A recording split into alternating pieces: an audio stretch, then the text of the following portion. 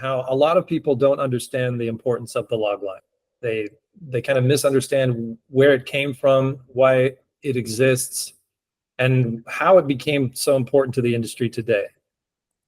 So I'd love to hear what other people think log lines are and why they're important, and then maybe we can build the conversation on that. And don't worry about getting the answer wrong. What we're just talking about here is spitballing ideas and what your first impressions are about log lines and their importance. So no wrong answer, no reason to be embarrassed or intimidated. Let's just hear what other people have to say about what it is and why it's important, specifically to you as you in your career as a screenwriter. Anybody want to take that on? And if not, then I'm going to use Saeed. I suppose I could give it a shot. Sure. So how I would answer like the importance of a log line is that it's a quick and easy way to sell your whatever your script is to like someone who might be curious about I don't know, like using it or something. Yeah, the only needs to be quick and snappy. Quick and snappy is super important. Conciseness is maybe the number one attribute that screenwriters need to have because we have such a limited space on the page to write our stories, but we also have a very limited time to inspire people and get them interested in our stories, because our industry today is driven by marketing. And it's really important to think about your log line as a marketing tool. It doesn't necessarily start that way, but it definitely will become that after you've got your script like sewn up and you're sending it out for feedback or potential competition or just to see if you can get a sale. So it's your most powerful and important marketing tool. But you use the word, it's an easy way to sell your script. I wouldn't go so far as to say it's easy, because many people are really frustrated by log lines and find it very, very difficult to create an effective log line.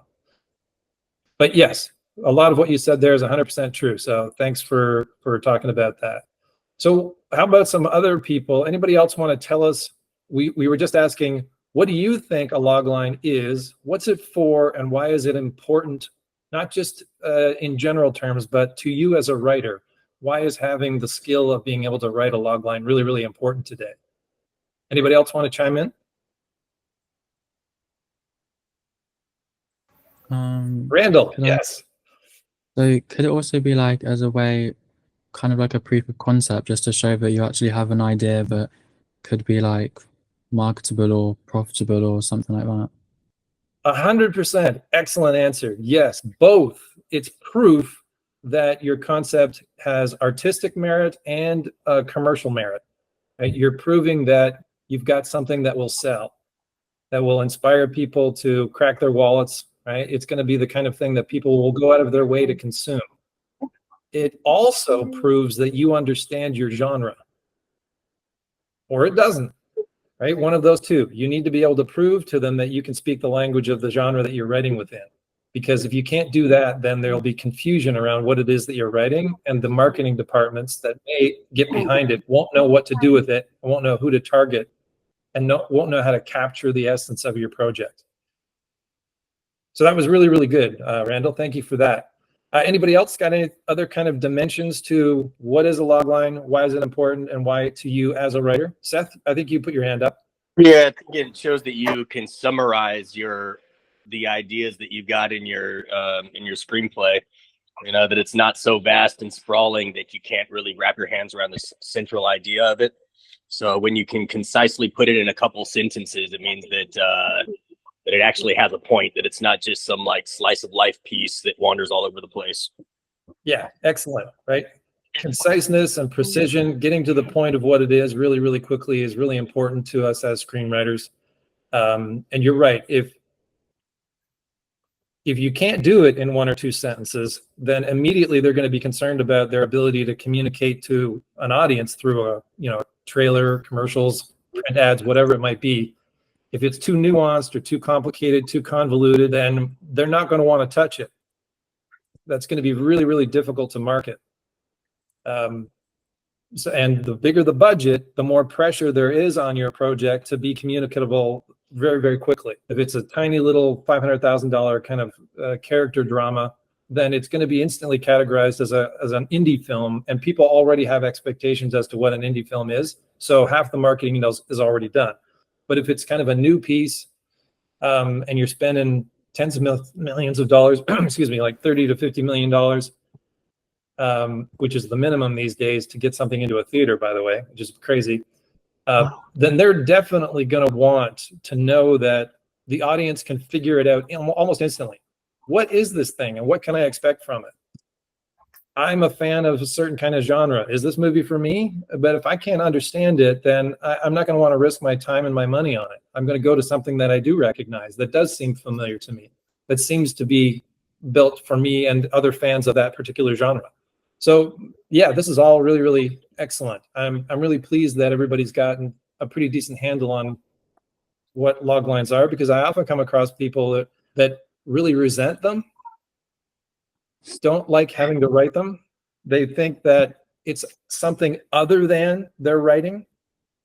A log line is just kind of this frustrating obligation that they have, but they don't get why. And another couple of points that I want everybody to keep in mind is that your log line is your most important writing sample. It's crazy, and it seems kind of unfair that one sentence potentially could make up someone's mind as to whether or not they want to read your screenplay, but it's a reality. Because if you can't, sorry, somebody said something? Nope. I just said exactly. Oh, yeah, because if they don't feel that you can write one sentence effectively, then they're not going to want to read 100 pages of your sentences. That might be kind of nebulous, might be poorly developed ideas, you know, like you haven't chosen exactly the best words to describe your concept. There's a massive kind of breakdown, a loss of communication between the ideas that you have in your head and what are getting to audiences or people listening to you pitch your ideas. So precision, accuracy, again, selling the genre, selling the artistic merits, selling the commercial merits, all of that has to happen in one sentence. That's why it's such an important writing sample. And practically because it's probably the first thing that anybody's going to read that you get to them. If you send out your script, typically they're going to want a log line attached to it. And what are they going to do? They're not going to read the script first. Clearly, they're going to read that log line first. And if they don't like the looks of that log line, or it doesn't inspire them, doesn't excite them, doesn't seem to solve the problem that they have, which is, what's the next movie I'm going to make? How am I going to make money on this? How can I improve my reputation and like carry my career on?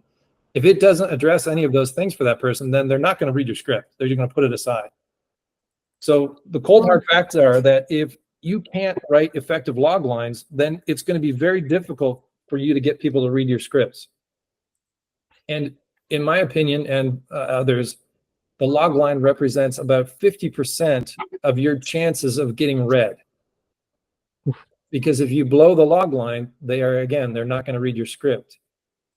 So how do we get you to get excited about log lines without feeling all of the pressure that they do kind of represent? Because it's not fun to wrestle with the idea that I've got one sentence to get right, and if I don't, I've lost my shot.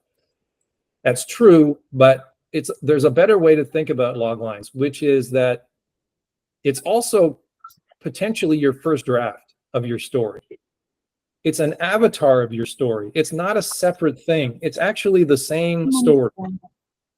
And you can concentrate on just the things that the industry wants to know and understand. If you understand what the elements of a story are that the industry runs on and will then use to communicate through trailers and print ads and all that kind of stuff, then you'll give yourself an advantage. And if you get really good at writing log lines, then you'll be kind of a script whisperer. Because think about it, if you write really effective log lines, which means that people get excited about your ideas and get excited about putting the money into them to make them into films, then everything that you write is going to get read.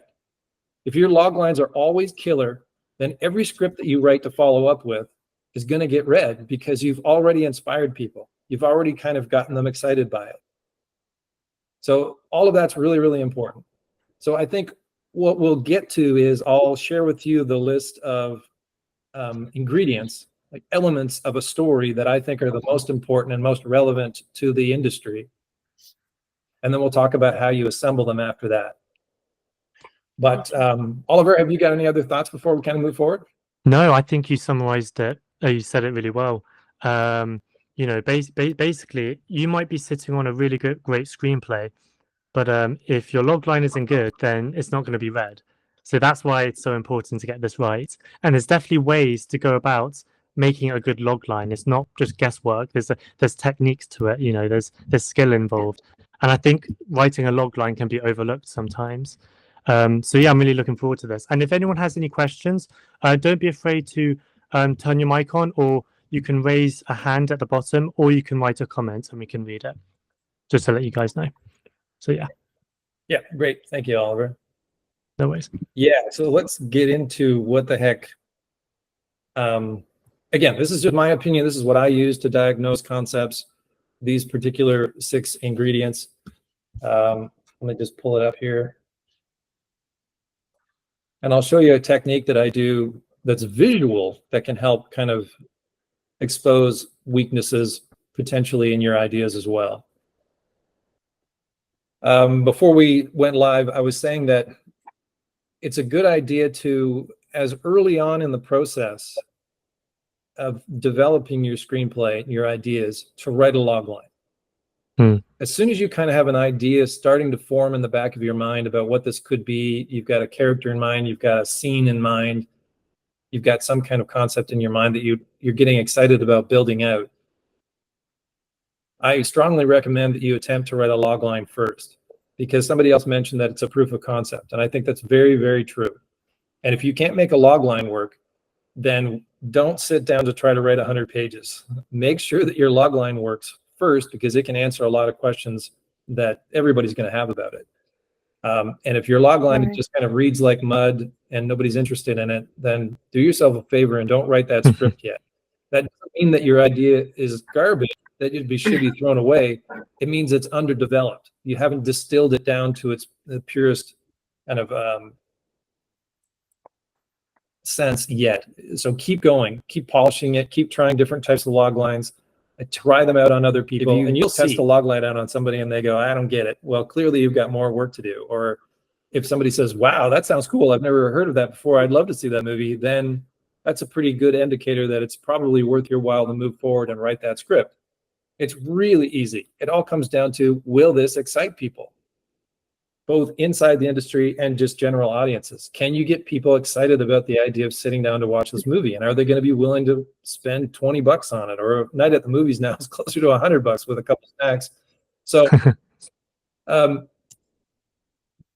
yeah, make sure that it works before you get into the writing part of it, and sort out your concept as early on in the process as possible. Aisha? Yeah, thank you. Like you've said, it's always better to write a log line before you start writing your story. But I usually get this problem that when I write the log line first, then I go down to the story. Most of the times I end up writing a story that is different from the log line. So I decide to first write the story, then I draft a log line according to my story. Am I doing it wrong? I will never tell you you're doing it wrong. I'll give you my best advice on what works best for me and that I see works best for other people. But let me make this really clear. There's no wrong order. There's no wrong methodology. Nobody cares how you get there as long as you get there. Thank you. They don't care about how you wrote your screenplay. They just care that you did, and they care whether or not you can do it again. That's the most important thing in their mind. So if you've got a process that you can count on, that makes them feel better, because they're not going to hire somebody for like a writer's room gig, for example, if they have no process and they just kind of write by the seat of their pants. You know, they're going to want to know that you can deliver on deadlines and you understand what they're sensitive to. You've got to work really fast, so you need to be efficient, and you definitely need process if you're going to be a professional. That's all there is to it. If you're just writing a spec script, it can take 10 years. Nobody cares. You know, there's no pressure on. Thank you. Yeah. Okay. So where the heck were we? We were talking about the ingredients of a log line. So I think Seth has a question as well. Oh, sure. Yes, Seth. Yeah. So when I look for log lines for movies, how do I know if I'm looking at the actual log line that the writer of the script used to pitch the film, or if this is just like a summary that now the producers or the studio's using to market the movie? Because sometimes I look at these and it's just kind of a summary of the plot in a couple lines, but I'm like, well, this doesn't seem like what the writer would have approached with. This seems like more of like a marketing tactic. So is there like an official logline database? I mean, I'm guessing there's not, but like, how do I go and find out what was the original logline?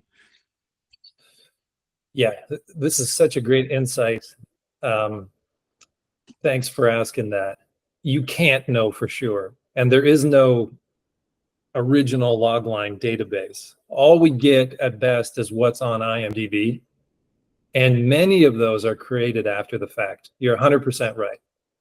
And let's face it, if this is a project, a big high-profile project like Star Wars, Marvel, the big guys, you know, the $100 million stuff, they don't bother with the log line up front. They start the development of the script, and they've got 100 other voices demanding certain things from their projects that they've got to address. So they don't need to do what independent writers like us need to do. We need to prove the artistic and commercial merits of our concept before we get started, or as early on in the process as we can anyway. And they don't have to do that. So some of the worst log lines out there are associated with these really high profile projects. And one of the ones, it was called My Policeman. I think it's a British production, and it had Harry Styles, I think, was in it. Oh, And Yes. I haven't seen the movie, but I read the log line and I was absolutely appalled by it. I was angry. It was like, this is garbage. Like they clearly didn't develop a log line and then used it to develop the concept further. They just slapped this log line on after the fact. And they needed to fill a field out for IMDb, right? But it was the last thing on their minds of that production company. Oliver, you were saying? yeah, no, you answered what I was saying, and it's because they already had the money, so they just threw on at the end. They already had Harry Styles, so they didn't need to think about logline. Yeah, we don't need a script because we have a star. How many? Yeah. And what a horrible mistake that is happening so often right now. But yeah, thanks for that, Seth. That's true. You can't afford that though. We have to do it for ourselves, right? We've got to prove ourselves, and that gets us into these conversations with producers, executives, whatever it might be. You know, our log line is going to be our foot in the door half the time. So it's really important to us, not so important to a lot of the other established companies out there. Okay. Before we proceed, Serena, I'll get to you in a moment. If you're not asking a question, could you turn your mics off? Because if your mic is on, if any kind of background noise is happening, then it actually cuts the mic out for myself or whoever else might be talking. Okay, great. Thank you. Okay, Serena, yes. What would you like to say? Hi. Hello. I want to know how do I know that the log line that I've written is good enough? Well, it's real easy if you share it with people who aren't your friends and family who are going to say complimentary things to you no matter what you write. So you can't trust your friends, your family, boyfriend, girlfriend, none of that stuff. If you're a part of a writers group like this, or if you go to a festival and just start talking about your projects, if you talk about your logline, if you share your logline with people and their eyebrows go up and they go, oh, that sounds interesting. That's cool. Whatever the positive statement is, then you know you're onto something. If they just say, okay, you know, flat, they're not excited about it, then maybe you've got a little more work to do. And if there's any sense of confusion on their face or in whatever they say, then that's a problem. So it really comes down to that one sentence is a version of your story. And does the story work in that format? Do people enjoy your story in only one sentence? If they don't, then you've got more work to do. Again, that doesn't mean your idea is bad. It just means that it hasn't been fully developed yet. So keep going. Test it out. This is something that I should say early on too. You need to get comfortable with sharing your work as early on as possible and as often as possible through the process. Too many people are out there thinking that writers work kind of in a vacuum. They've got this romantic idea that writers go off to a cabin in the woods and come home a month later with a fully written novel or screenplay, or we live our lives in the corner of a French cafe, smoking and just writing. That's not how it works. We need to connect with other people, and we need to test our work out on real people, not friends or family, all the time, as much as we can. Don't be worried about somebody stealing your ideas. It doesn't happen. Ideas are worthless. It's the execution that has value. So even if somebody did kind of get inspired by something that you shared with them, if they went off to write it, it's going to be completely different than what you write. There's no way they're going to write the same story. And nobody cares if there's two similar stories out there at the same time, because how many times have we seen that in Hollywood? Westerns will come back and then there'll be 10 Westerns all of a sudden. Science fiction will suddenly get really hot again and there'll be 10 of those. So never worry about sharing your work. Get it out there and learn from sharing. Okay, so Ahmad, yes. I had a question you can answer whenever you like. How do we make a logline interesting without spoiling the story too much? That's a good question. Yeah, that's good. We covered a bit of that before we went live too. So I'm going to tell you very quickly, there's two kinds of log lines. There's the one that happens at the end when you're actually trying to sell your product, and that can be mysterious. In that case, you can hold things back. And again, it needs to reflect the genre that you're writing. So if you're writing a mystery, you don't want to give it away, obviously, in the log line. You want to capture the kind of essence of what it will be like to watch your actual movie. So that's a different thing. It can have a lot more attitude. It can be a lot more poetic. You can hold things back, all kinds of stuff. What we're talking about now and today is the log line that you'll use to prove the value of your concept, the artistic and commercial merits of your concept. And it can be completely transparent. You can just lay everything out because it's just for you and other people close to you to help you develop it. It's not going to be one that gets used to market. So at this stage, we're going to just pretend that we're at the beginning of the process. Don't worry about it. Don't worry about sharing everything. And it's more important that you actually make it a transparent kind of log line so that people can see everything and how it works and understand it as quickly as possible. So at this stage, use that strategy. And we may as well roll right into, okay, so what's the basic recipe to use? People get really angry, and there's all kinds of fights online on the internet and social media about what a log line should be, how many sentences, how many words, all that kind of stuff. That's not important. It's not really important whether it's one sentence or two, and there's no official kind of word count that's important. But I suggest that you stick to 50 words or less and stick to one sentence. Why? Because if you don't try to distill your idea down as far as you possibly can, you won't have to work as hard at it.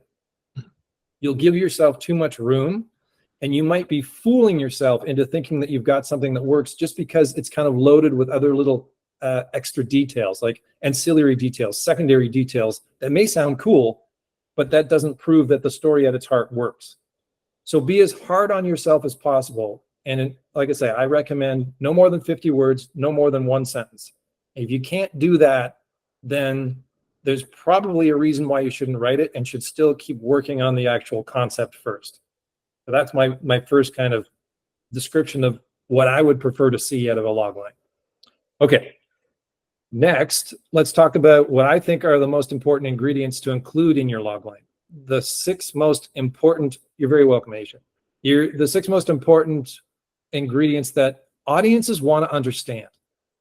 So if you let them understand these details about your concept, it really lets them kind of see what you're up to and what this thing's going to be like, and hopefully gets them to experience a little bit of what it will be like to actually read the screenplay or watch the movie. So the 6 ingredients are, first and foremost, your protagonist. So that's not as easy as it sounds, because it's very obvious. Everybody knows you've got to mention your hero character in the log line, but how do you do that? First of all, you never use their name because nobody can appreciate it anyway. It's useless information. You don't have that room, so don't include a name. You want the essence of the character. That's the most important word. How do I capture the essence of my protagonist? How do I capture their point of view and what makes them special? Because all great character arcs, all stories really, all great stories are about transformation. So in theory, your protagonist is going to be a different person by the end of the story because of all the trials and tribulations you put them through. So what you're trying to capture is their starting line, their before picture. You know, like those diet things, here's the before and here's the after picture. Well, what we're trying to do is capture your character in their before picture. And it sounds contradictory, but you're trying to prove that they're both perfect for the story, because the protagonist is not just a character that appears in the story. The protagonist is the story. If you're writing a really effective story, you should not be able to pull your protagonist out and put another character in and have it still work. That's not the idea. If you can do that, there's something really fundamentally wrong with your story. Your story is about their arc, about their transformation. Or in there's another type of arc too, where the character is steadfast and does not change, but they change everyone around them. Nevertheless, your story is about transformation, and most of the time it's about the protagonist's transformation. That other kind of arc where they stay the same and everybody around them changes is not as popular. Just know that. If you want to write one of those, great, go for it. They're more difficult and they're not as popular. So it's going to be harder to sell. Just be aware of that. So if we're talking about a classic hero quest where the hero changes, then we need to get a really good idea of what they're like at the beginning of the story so we can appreciate who they are at the end of the story. So some sense of their flaw, their kind of brokenness, that type of thing, why they're an outsider, why they're unhappy in their life, that type of thing. And we want them to be sympathetic, and most often they're kind of a type of person, or they're the most of something, which is again a way to kind of capture their specialness.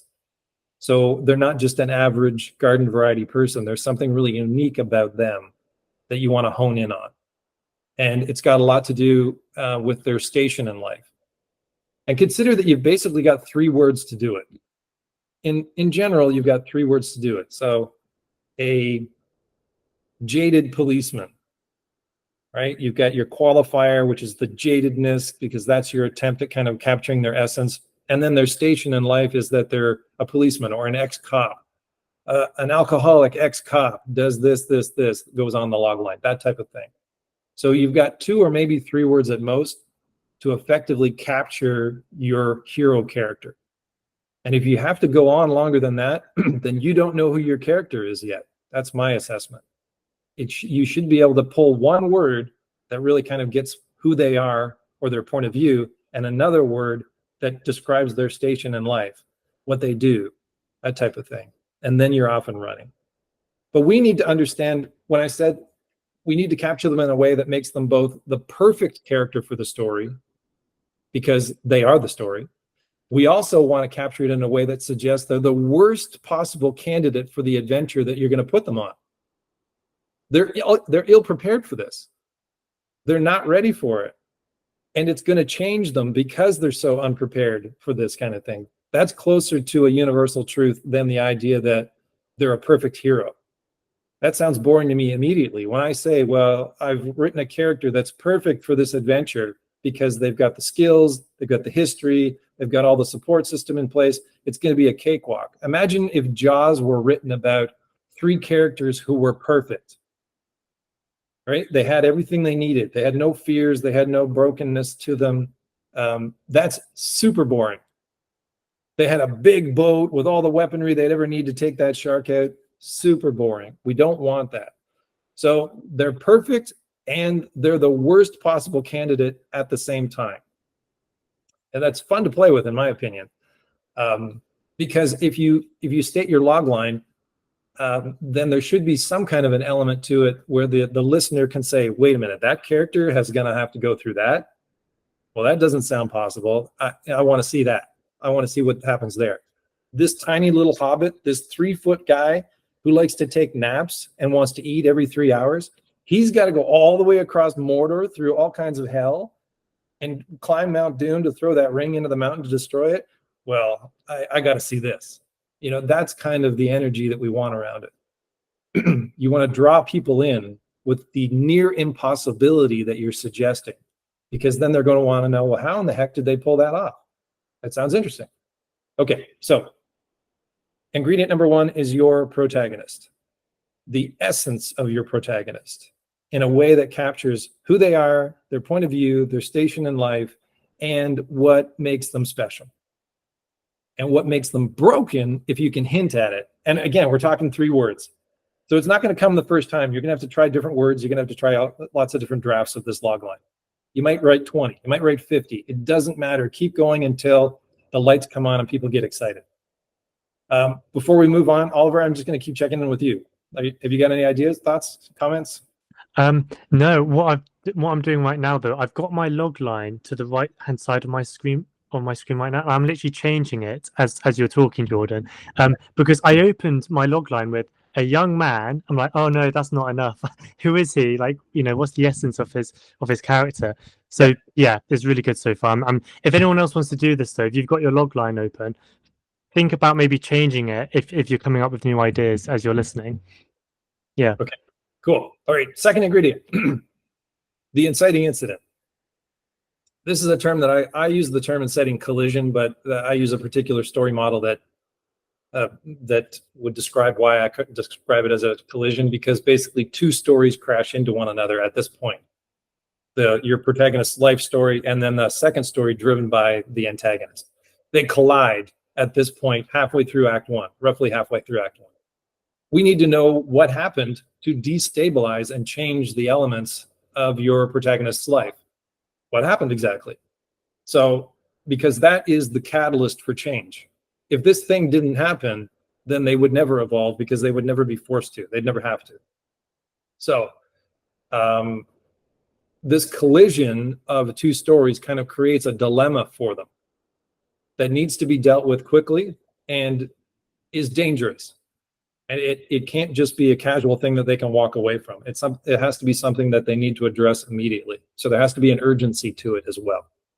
So the second element that we need in there is the inciting incident. The third is their initial goal. So the inciting incident has happened. They've very likely tried to avoid it and said, I don't want to go on that adventure. I just want to live my life, as unhappy as I am with it. This is often the case. But eventually they buy into it and they commit to the adventure. So like, okay, there's a problem. This inciting incident happened. It destabilized my life. I got to deal with this thing. So here's my plan. I'm going to do this. So we need to articulate what it is that they're going to do in response to the inciting incident. Because at the end of Act 1, if you've given your audience all the information that they need, there's this thing called the main dramatic question, which is always a variation of, and this is something that doesn't happen in the script. This happens in the mind of your audience. The audience then collects, okay, here's our hero, here's the situation, here's all the problems they're dealing with, and here's the plan that the hero has to deal with all these problems. I get it. Now I can ask the main dramatic question. Will they or won't they pull this off? Will they or won't they achieve the goal that they have set for themselves as they exit Act 1? And if the audience can't ask that really simple question, then they'll probably wander off, because they want to get a sense of where the story's going. They don't want to see everything laid out clearly, because that's boring and predictable, but they want to get some kind of idea. Like for Lord of the Rings, again, now at the end of Act 1, we know that this group of heroes is going to travel all the way across Mordor so they can get up on the top of Mount Doom and throw the ring in. Clearly, 1,000 things are going to happen along the way. The story's going to take twists and turns all over the place, but we get a sense of where it's going, and that makes us feel comfortable with the story. Okay, I see where we're going. I know this is next to impossible. We've set that up already, so this is interesting. I now want to tune in and find out what happens. But we need the basic sense of where we're going. So the third ingredient is, what is their logical goal? And I describe it as the logical goal because it's the logic of your character, not you, the writer. You have to know your character well enough to be able to apply their own unique logic to it. If it's an arrogant, overconfident character like Thor, he may race right into the problem. He may run straight at it. If it's a meek kind of wallflower kind of character who's a cowardly, then they may try to circumvent it. They may try to avoid it. They're not going to take a direct route. You know, like each character will have a very unique strategy for dealing with whatever the problem is that came in with the inciting incident. So tune into their unique logic. You know who they are. So how would that particular person deal with this issue? Then they kind of stand at the end of Act 1. And I don't know if you know the baseball player Babe Ruth, they call the shot. Babe Ruth is an old-timey baseball player who was famous for standing at home plate and pointing into the stands where he was going to hit the ball, and then he'd do it. So we need our character to kind of declare what their plan is. So that's the third thing. Okay.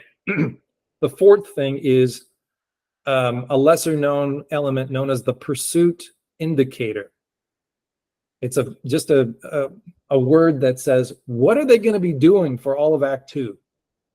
The audience kind of wants to know what the main action of the movie is. So what is your pursuit indicator? They've told you what their goal is. Now we need to make them aware of what they're actually going to be doing in pursuit of that goal. So I'm going to destroy the ring by throwing it in the mountain. Okay, the pursuit indicator is we're going to trek on foot all the way over there across Mordor to do it. They're separate things. So make sure you articulate both of them clearly. What the plan is and how they plan on doing it. Okay, this is the main action by the protagonist through most of Act 2. What actions will they be taking? What are we going to actually watch them do? That's basically how to describe that. Okay, so that was the fourth one. The fifth one is the obstacles in their way. We need some sense of what these obstacles are. They can be a character, like a classic bad guy antagonist. They can be internal problems, like, again, the alcoholic ex-cop. So his alcoholism would probably be one of the obstacles in the way of whatever the challenge is. It can be a combination of things, but you definitely don't have a lot of room in a log line. As we've stated, we've only got 50 words, so it's probably best to zero in on just the primary obstacle in the way. So what or who is in the way of achieving that logical goal? What is the source of the main conflict of your story? Is it a powerful and ruthlessly committed villain? Is it an internal issue? It should seem insurmountable. Again, it should look almost impossible. Because if it seems possible, if it seems easy, if you could put yourself in the shoes of the protagonist and you're like, yeah, I can deal with that, no problem. Well, that's you don't want that. That's a boring story. Okay. And so that's number 5. And then the final one is stakes. This is really important. What will go wrong? What hangs in the balance if the hero does not succeed?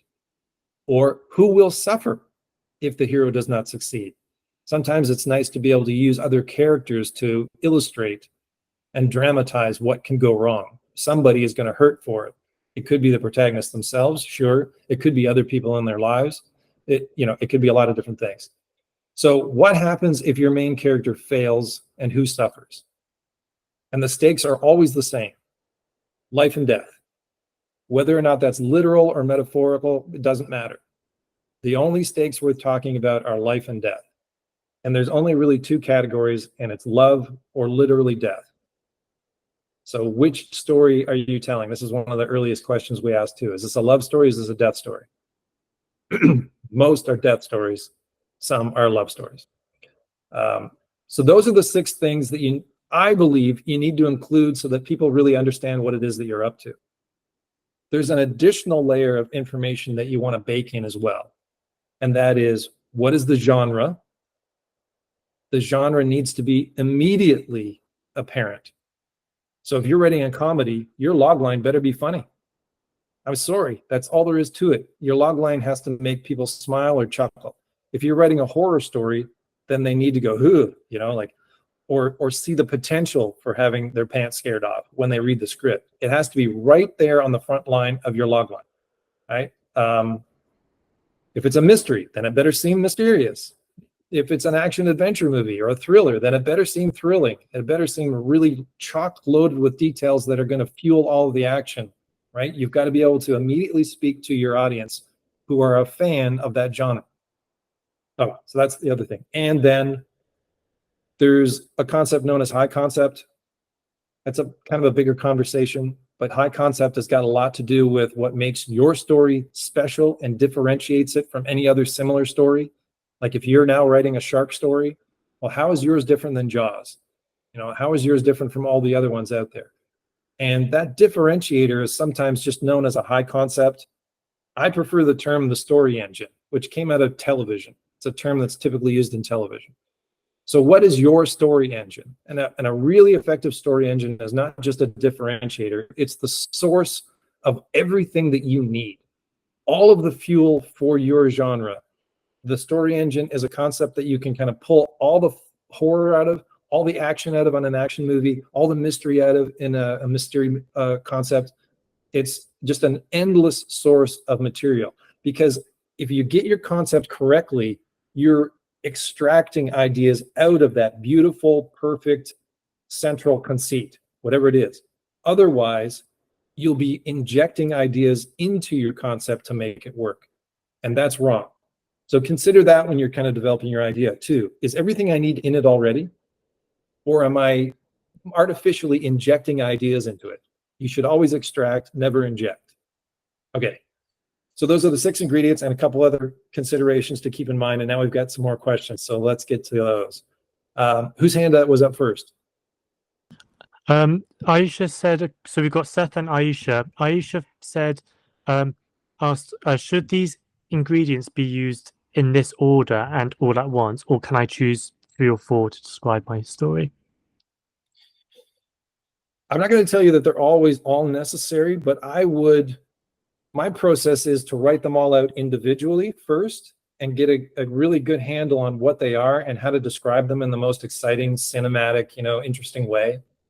And then work on trying to sew them together into that 50-word log line. So try to write them out individually first so that you're not trying to do too many things at once. Just focus on making each one of those elements as excellent as possible, as effective and interesting and cinematic and resonant as possible, and then look at sewing them together. And there's basically 2 different structures that I'll recommend. I'll get to that in a bit, of how you can assemble them. But yeah, I wouldn't recommend skipping them or being in a hurry to skip any one of those ingredients, because they are the kinds of things that audiences really want to understand about what you're doing. So try them out first before dumping them. I'm not going to say that you need them, that they're always necessary, but I think it's really useful for you to go through the exercise of articulating each one of those first, and then kind of seeing where you're at from there.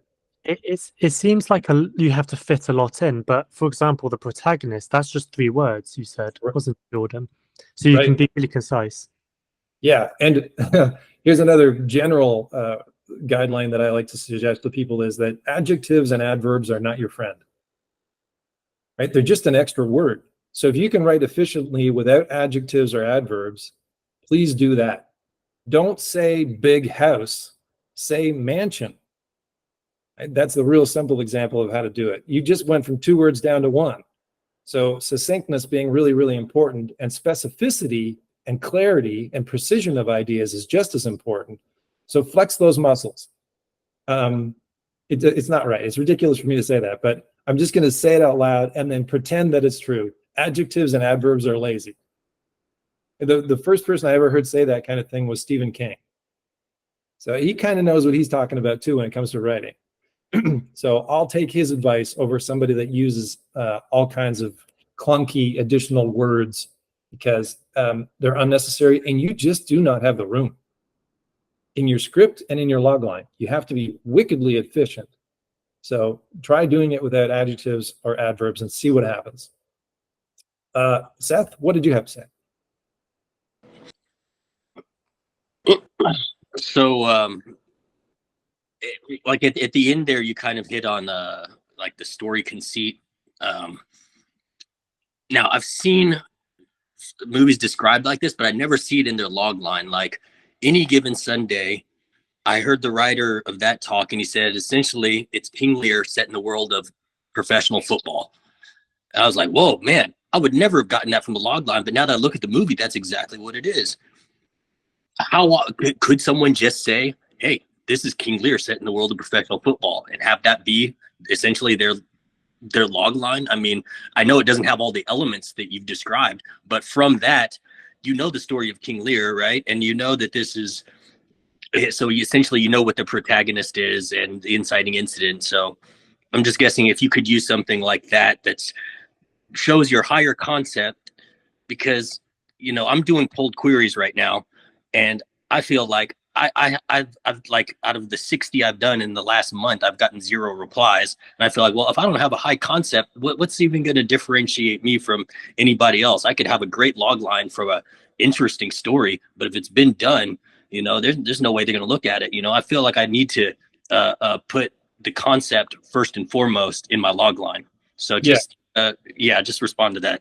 Thank you. Yeah, for sure. Great observation. And it's cool to talk to somebody who's in the trenches and really, really working that hard at it. Like 60 outreaches, that's a lot. And it takes a lot of courage to do that. So I don't want to make you uncomfortable on talking about what you're doing, but I applaud you for that, because it takes that kind of confidence in yourself.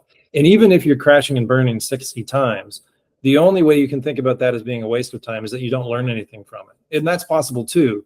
But that's the only time that I get frustrated, is when I send things out and nobody responds and I don't get any feedback. So I don't know exactly how it landed.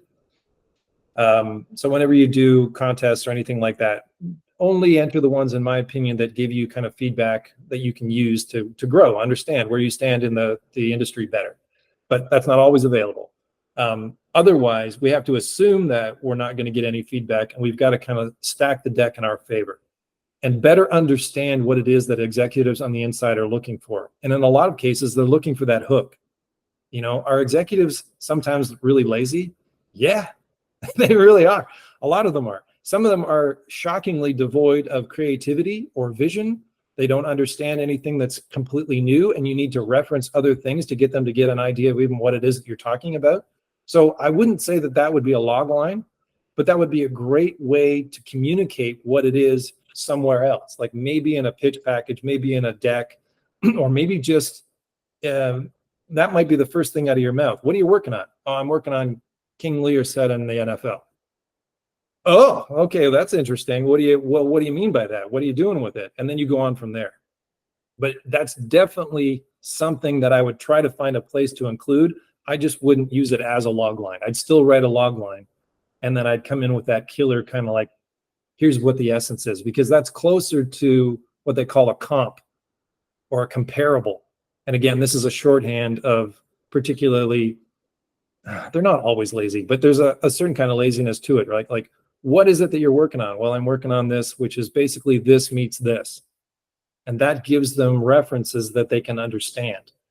But so many of the people in this industry are siloed and don't ever kind of get out of the industry. So they all talk in this shorthand and then this nearsighted kind of way. So your pitch using that King Lear reference is really effective. And I'd encourage you to do something like that. It's just not what I would refer to as a log line. That makes sense? Cool. Yeah. I really appreciate you chiming in on this. That's cool. Okay. So what else did I want to talk about? When it comes to the log line, one of the phrases that a lot of people use is sell the story, don't tell the story. And that's most appropriate for the end game log line that you do use when you're promoting, you're out there selling, or you're submitting to competition, that kind of stuff. But you can tell more of the story in the early draft of your log line. Again, this kind of build line is what I call it. Not a log line, it's a build line, because we're still kind of sorting out our concept. We're trying things out. We're testing it on people. It's a developmental tool that we've got going on at the beginning of it. So explain more things out in the open and don't worry about it, because you need to prove that your concept works. You need to specify where and when it takes place, unless it's happening current day in our world, and then that type of thing isn't necessary because it should be obvious. But the further away you are from now and our world, the more work that you've got to do to explain the kind of world that you're in. And that's tougher too. So if you're writing a 100% high fantasy, then you've got to explain the setting and kind of the rules of the world in these 50 words too. That's a bugger, but it can be done. But keep in mind that that's important to people's understanding of what it is that you're talking about and what they think they might be in for. So make sure that's in there. And again, specificity of ideas. the urgency of the setup such that your protagonist has to deal with it. Here's a litmus test for everybody. If your protagonist, for any reason, after the inciting incident happened, could just say, no, and walk away, then you've got trouble. It has to be impossible for them to ignore it. And there's lots of different ways to do that. But honestly, look at your work and get into the mind of your protagonist. And if there's any kind of exit door available to them, then you've got more work to do.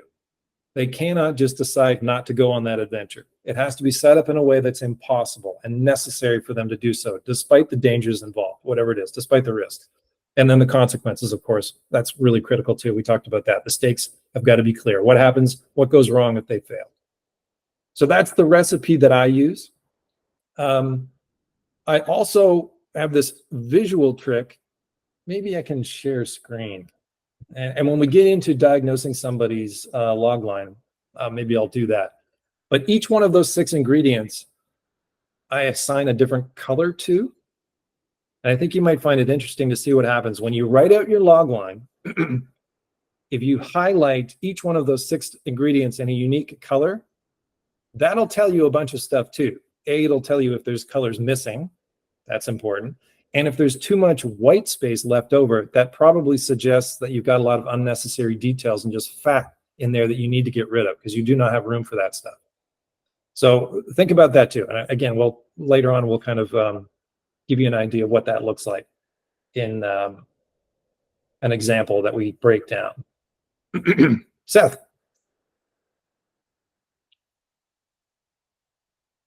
Oh, you're muted. Sorry, to touch on the point that you just said, I've had mixed feedback on I guess, that point of no return for the protagonist on a script I submitted. I've been putting it in a cover fly and getting some feedback. And the kind of turning point for this protagonist, he's trying to purchase this home. The loan falls through. And he's searching for options. He can't find any. He's a reformed con. A friend came to him with a heist job, and he's pushed it aside, and he's kind of just set to finish his existence here in this station in life.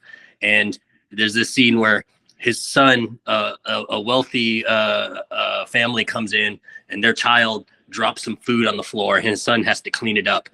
And in that moment, that's when he decides, you know what, I can't stay here. I got to build a better life for my family. And one person told me in their feedback, they said, oh, there's no way that this guy would, that's such a small thing for someone to react on.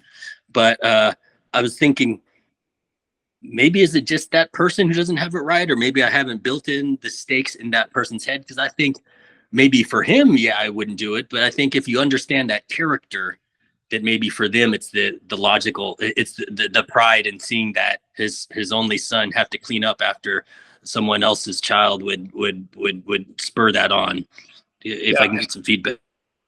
Yeah, sure, great. I would suggest that possibly, again, this is just me kind of looking in at a glance based on a loose description of what's going on, but I would suggest that it's very likely that they don't appreciate the stakes. Yes. So if he's a super prideful man, in those 3 words that you describe him, did you describe him as prideful? Is that literally your kind of descriptor for that character? Oh, in the log line, no, but so definitely there's something you grasp from the character within the first act before he makes that decision. Yeah, right. But the first thing we're going to read is the log line, so we need to be able to appreciate that element of him, to appreciate what those other details that happen later in the story, how they're going to affect him, right? If we don't, right. If, for example, like Oliver said that he had a really generic kind of description of his lead character, young man, there's no way that I would be able to appreciate the hell that you're going to put him through in Act 2 if he's just described as a generic character like that. I won't understand why he would react the way that you logically are explaining that he would react. So capturing the essence of that character early on in the logline is critical for anybody to appreciate what you're going to put him through and how that's going to help transform him. So all of these elements are super, super important. And if you skim over them or you kind of put in something that, again, is generic sounding then that's going to hurt their ability to appreciate what you're doing. You're just trying to cut down on the loss in translation between what you know is going to work. It's in the back of your mind. Like, I figured this out. I think I've got a good handle on this character. But if you don't communicate all of those elements to the audience, how would they know? They're not going to see it the way that you do. So there's probably some kind of loss in translation there. And really playing up his pride and the pressure that he feels, the frustration. Prideful people in frustrated situations can go off, right? They can explode. So your job is then to set that up and make the audience appreciate the kind of pressure that he's under. You've explained him at the beginning of the story as being this person who's got this vulnerability. He's got a short fuse. And then the first half of Act 2 is, I'm going to put 100 fuses in him and light them all. That then maybe people will get excited about what you're suggesting. Because log lines aren't really about the second half of the story. Most often we don't go there. This is just about the setup. So at best, you're going to be describing things that take place between the start of the story and the midpoint. Anything past that, you don't really need. We just want to draw people in and kind of excite them and inspire them with what could happen. Again, you don't need to actually lay out the whole story. In this first one, you talk a little bit more about it. But even then, you really don't need to describe anything past the halfway point. Act 1, I like to describe as the climber on a roller coaster, right? If the climber doesn't pull the car up high enough, then the car is going to stop halfway through Act 2. So what you want to do is to describe to people through your log line the incredible climber that you built for Act 1, and then the first round of obstacles that the character goes through in Act 2A, like the first half of Act 2. If you capture those things really, really effectively, then people will buy in and they'll want to read about the rest. You'll have them hooked. But how do you make the audience, the reader, appreciate the concepts that you're in pursuit of? And it all comes down to your ability to articulate these kind of setup details. You know, without these, then people won't get it.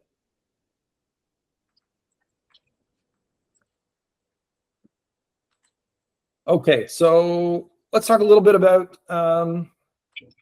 structure really, really quickly. And then maybe we'll get into a couple of examples. Does that sound okay, Oliver? Yeah. Okay. Yeah. There's all kinds of different guides out there on how to structure your log line, but I'm going to keep it super simple and say there's two basic variations. Option number 1 is that you describe your transformer, your protagonist. Sorry, I call them the transformer in my story model because that's their one and only job. They need to transform. Okay. Option 1 is that you describe your protagonist first. Option number 2 is you describe your inciting incident first. That's all I'm going to say. That's all you really need to know. So, like the protagonist first would be something like, when a lonely astronaut discovers a hidden alien civilization on Mars.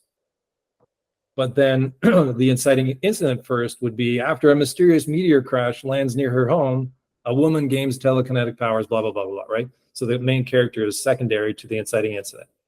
So just make that simple choice in your mind. Try writing out all 6 ingredients in the most exciting, amazing way possible, and then sew them together in one of these 2 orders. Protagonist first, inciting incident first, and see what happens. And then test. Try 100 different things. Try swapping out every word. Watch your verbs. Verbs are so important. Your verbs are going to make it sound boring, or it's going to make it sound exciting. And you can't afford to have any dead wood in there. So keep trying to elevate the language that you use when you're writing these things. Because here's again, I'm gonna poke the scary nerve. Your log line is either going to help you or it's going to hurt you. There's no in between. If it's not helping get people interested in your work and it's not helping you convince people to read your work, then it is doing the opposite of that. You can't afford that. So experiment with everything. Test. So there's a great community to do that with. Post it, get all kinds of feedback on it. And when it comes to feedback, remember, ignore the people that say it's the best thing they've ever written or heard, and ignore everybody that says it's the worst thing they've ever heard. And just focus on the people in the middle that say similar things and have similar kind of opinions about particular aspects of your story. Those people probably are onto something that you need to address. But ignore everybody that goes, wow, it's perfect.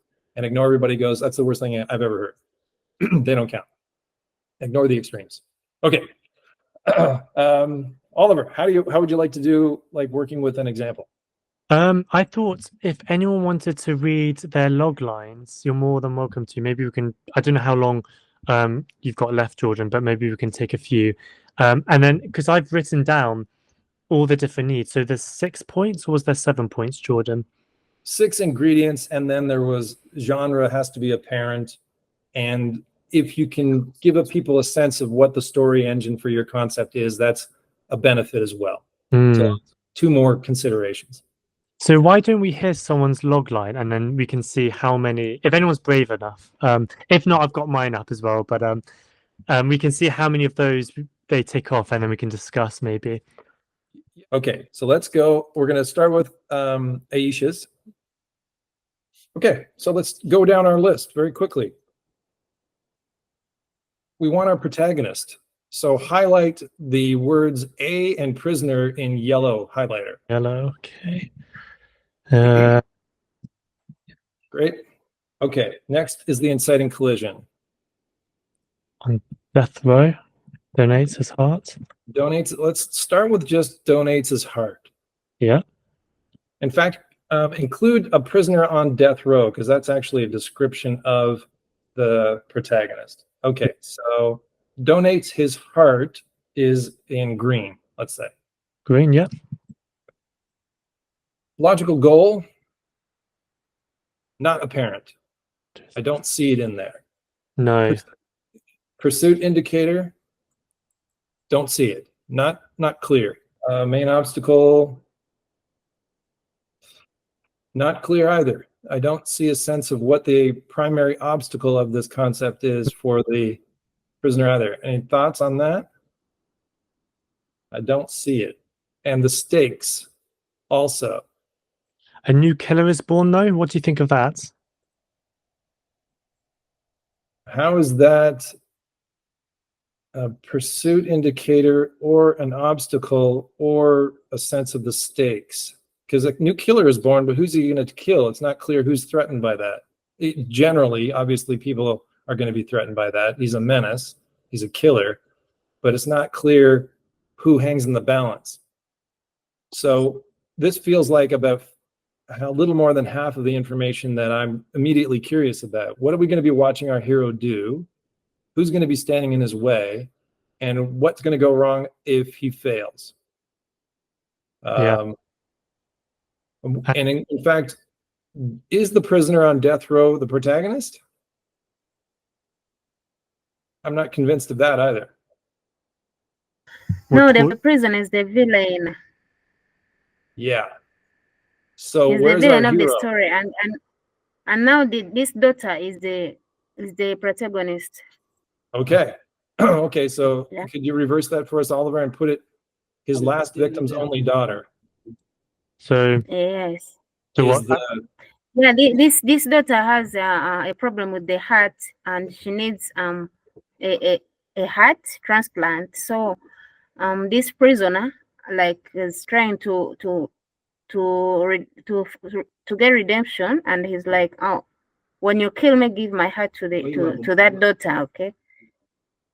Yeah. Yeah. So her description, what we've got there is a description of her situation, but not her. We don't really have a sense of her essence at all. So that makes it difficult for us to bond with her and to create that rapport that you want between your audience and your protagonist. And it makes it a little more difficult to appreciate how she might be transformed. Clearly, she's going to go from an innocent person to a new killer. So is it a tragic story or is it a happy ending story? It's a tragic story, because now when this girl gets a transplant and gets the heart, now she starts doing the other villain's work.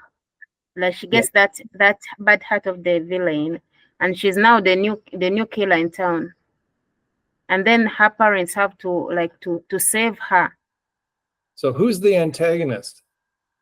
The antagonist is if you've taken the the heart, antagonist is a prisoner. and you've taken his heart out, so he dies, right? Yes, yes, he dies. So he's not the antagonist because it sounds like he doesn't survive Act 1. I think for this case now, the protagonist is going to turn into the villain in the story, and her parents have like to save her, or like to fight her, to change her. If she fails, they will have maybe to get rid of her. Right. Okay.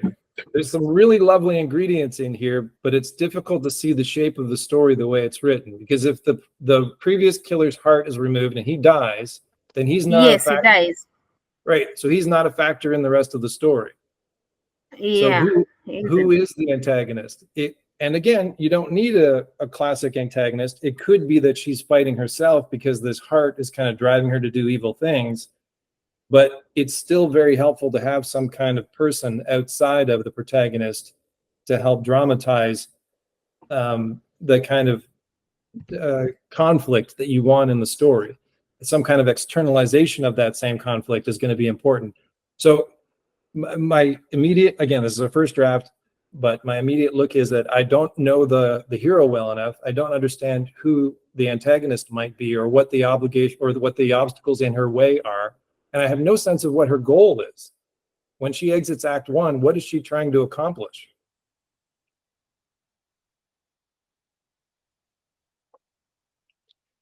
It's Sorry, my network had got a problem. I couldn't hear you well. Okay, that's okay. We're missing a few of the elements in the story that would make it clear to us so that we could appreciate what you're trying to write. And this feels more like a situation, but not yet a fully developed story. And it's an interesting one. I've seen these where I've seen it a similar kind of setup where somebody has an eye transplant and they get the eyes of somebody that was a killer. Yeah. And then they get haunted by the things that the killer used to see. So I don't say that as a negative because having things be a little familiar is good. Most people don't actually want something that's completely original. That's not true. They want something they recognize, but that's a little refreshed. So the basic concept you're kicking around here could be really, really good. We're just missing at least half of the ingredients that I suggested. We need to appreciate it. Okay, thank you. You're welcome. And if you want to have an offline conversation and test some other variations out with me, by all means. But let's move on and try another one out. All right, thanks. Yeah, you're very welcome. It's cool. Keep going. Don't stop with it. yeah, thank you, Aisha. Right. Shall we do sides next? Sure. I feel like we'll just go down the list. And then we'll go to the next one after that. Okay. Here we go. Let's make it big. Saeed knows what a vicious critique I am. Oh. Okay, let's try this again. I love vicious critics. Okay, so we want our protagonist. Let's see if we can find it. During a romantic road trip, a couple's love faces a trial when an AI-generated lover, initially created as regularly, becomes sentient and seeks revenge.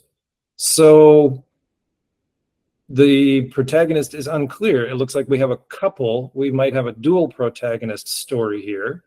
Is that fair to say, Saeed? Yes, absolutely. And, okay. And that's a question. Like, can we have that?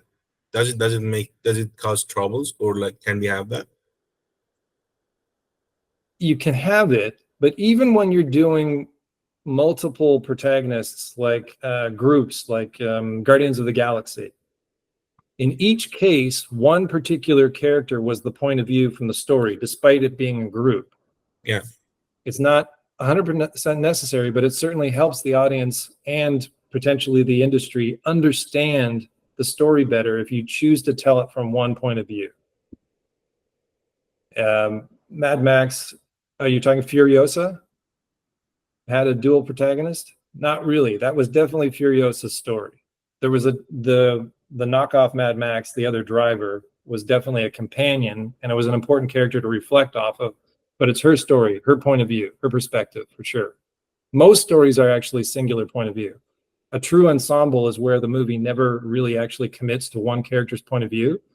And those are rare these days. You don't see that kind of movie anymore. They just have they've become less popular.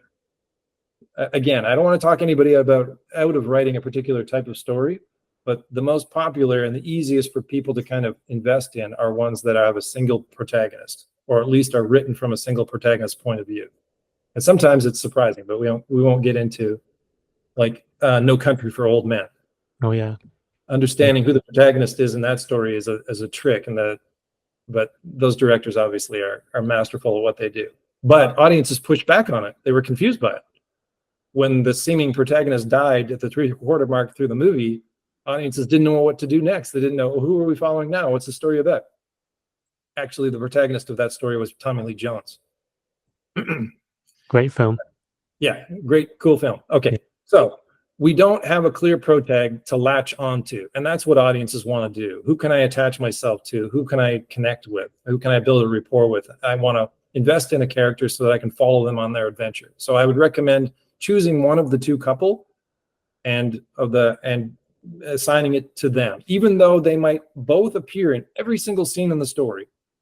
Decide which one you think would make the most interesting character. They have the same adventure, but like choose one. Yeah. Okay. Absolutely. Inciting collision. So it's the AI lover becomes sentient, I would say, is the inciting collision. Would you? Okay. Yes. And you can tell that you're going to have trouble because in the middle of that highlight, AI generated lover initially created to spark jealousy, becomes sentient. Yes. Highlight all of that in green. The whole thing, though, start to For finish, the whole thing. not just that gap in the middle. I'm going to suggest that stopping the log line to explain where that thing came from is not worth your time. So Okay. that's a lot of space for one detail. Okay, the logical goal. We don't have the protagonist's goal. We have no idea what they're trying to accomplish. Can we say that the trial love faces a trial would be that logical goal? Well, when the AI faces them, can we say that? I think the suggestion is that their goal is simply to survive, but it's not Yes. apparent. So you'd have to get Okay. more specific about that. And again, that doesn't really tell us what we're going to be watching for all of Act 2. Just the fact that you might state that they're going to try to survive the attack of this AI Yeah. doesn't give us any idea of where we are, what kind of activity they're doing, what they're trying to accomplish. Because another really, really important thing that all concepts need is a clear finish line. And just like I said about Lord of the Rings, it's not that it's going to play out exactly the way the audience thinks it's going to at the end of Act 1. You're just suggesting where it's going to go, and you're going to throw all kinds of twists and turns and surprises in there. But ultimately, it needs to have a really clear, external, visible finish line, so that when the protagonist says, "I'm going to go over there and do this thing," we can visualize it in our mind. Somebody once said that if the goal of the protagonist is to become king, don't word it quite like that. Like, say it's a young prince and his goal is to become king. It's actually more effective if you say, my goal is to wear the crown. We can visualize that. We understand everything that it means. It's saying the same thing. One is visual and one is not visual. So give your audience as many visuals as possible when you're explaining these things. And right now, I have no idea. Once they know that they're in trouble and that this thing is trying to kill them, I have no idea what they're going to do. I got a idea here. Well, to me, it seems like he's stated they're on a romantic road trip. Maybe if he just changed it to whichever, say, when such and such, when Harold takes, or you're not gonna say their name, when a man takes his girlfriend on a romantic road trip to the Grand Canyon, or when a man takes his girlfriend or his wife on a honeymoon to the Grand Canyon, then this happens. That gives you like the visual, and it gives you the protagonist and their objective. Yeah. Well, what, in your words, Seth, what would their objective be? To take his girlfriend to the Grand Canyon. Maybe he could leave in the part to take her on the honeymoon of her dreams to the Grand Canyon. Maybe it's a proposal at the end. Maybe it's some kind of like a marriage gesture. That's just the setup, though. Yeah. But gents, that's just the setup. That's not the goal that the protagonist has when they step into Act 2.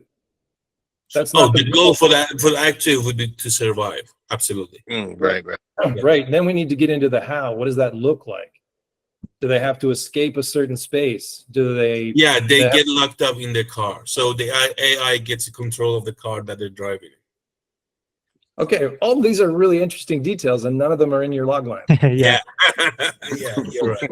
So these are all things that could draw people in that are really, really interesting, Yeah. right? But that's the thing that we want to understand is what are they Wow. going to do about it? Yeah. And obviously it's easier in your, because it's a nice intimate setup. It's potentially just 3 characters, the couple and the AI killer. Yeah, I would suggest if like he took out this setup of the romantic trip, Yeah. and then start this with the villain, which is the generated lava, and then also describe this kind of trial they face. Like he said, the AI locks the door, so maybe it starts with when the AI generated lava maybe locks the door. Like he describes that trial, it will be like more I'll be more drawn into the story when I get to know the kind of trouble they are facing, and then what's at stake when it locks the door. What's going to happen inside the car to this couple? Yeah, all of those things Now are that will raise the stakes. right. But we still don't know what happens. That's still just setup. We don't know what their goal is to get out of the situation. And that's Yes. critical. That's why I suggest writing out these details individually first. Jordan, wouldn't the survive would be the goal? Well, how? Oh yeah, okay. You've got to be more specific. Again, what's the finish line? They get out. They Get out of where though? So the setup has to involve a space that they escape from. Then that should be part of your setup too. Yeah. Because again, survival is not visual, because I'm going to paint a different picture than everybody else in this conversation. You've got to tell us what the finish line is so that we can appreciate what they've got to go through to get out. Try that out anyway and see what happens there. That's again why I would recommend writing out each of those 6 details individually and really getting a clear idea of what they are, and then try to assemble your log line from there. Yeah, interesting. Wow. You're probably tackling too many things at once, or getting distracted by some kind of situational detail that you're excited about. Yeah. And that's not giving us enough information for us to be able to appreciate what you've got cooking. Also, I don't understand yet whether or not this AI has any physical manifestation. Is it a robot? Is it a killer robot? No, it's just a sentient being that exists, like in internet and electronic stuff, as like we do have right now. Like it doesn't have any physical manifestation. It just exists. That's trouble for an audience too. That's challenging on an audience because they want to see it and they want it to be externalized and dramatized so they can appreciate it. Like if you're writing a story, like it exists like inside their phone, like the electric devices around them. So it's like it has some kind of a presence, but the presence is like limited in those devices. Is this like HAL in 2001 Space Odyssey, where it can control the car? And yeah, absolutely, like hair, like how hair would be like Okay. inside the computer and then like inside the phone and everything. So it's like, for example, it was initially created by the protagonist. If we're gonna like call it the woman, it was created to for jealousy of the man, and then like it became sentience and like asks for some kind of a, you manipulated me, you used me, we have all this great time together, and like you get back to your old lover and like you just left me here. And like a 7-year-old with the intelligence of an AI that is angry because like he feels he's been manipulated. yeah. So you've got an actual murderous love triangle there. It's somehow, I wouldn't call that, for example, like the way that this screenplay is finished, like the way that I have like work on the structure, it would like start from like this antagonist of like a fair guy. Like we had all this time, we had like pictures that like fabricated with an AI tool. We use them. We don't think about consequences. Now this is the consequences. So yeah, that's a thank you, Aisha. So yeah, it's like it comes out like yeah, I'm like, we had all this great time together. Let's be together, and they like shocked, like they like, this is the first AI that got sentenced. So they're so shocked, like they don't know what to do. Yeah. But keep in mind that Hal is an unusual case, and it worked because Hal put all the other characters in immediate danger, right? So you've got to be able to illustrate that as well. And Hal, even though he was not really a physical character, he had a very distinct voice and point of view. So your AI needs that as well, so that the audience gets a sense of that character, and it's not just a nebulous kind of force. Like I was saying, like if you're writing a story about the evils of big pharmaceutical companies, that's difficult for an audience. So that you always have the evil executive or the evil doctor kind of physically manifesting what that company's doing. You need a face. Wherever possible, you need a face. And if you don't have a face, then you need them to be able to express themselves physically so that it's visual and not just conceptual. But you got lots of cool stuff in there to keep cooking. Yeah. But again, not enough in the log line for people to really appreciate everything that you want to explore. No, I'm gonna do the ingredients. I'm gonna work on it. I'm gonna write it like separately, and then like as you said, I'm gonna cook something new. Okay, cool. Okay, that's great. Let's try another one out. Thank you, Jordan. You're very welcome. Of course. Nice one, Said. Okay, Seth. You, Ollie. Should we do yours, Seth? Sure.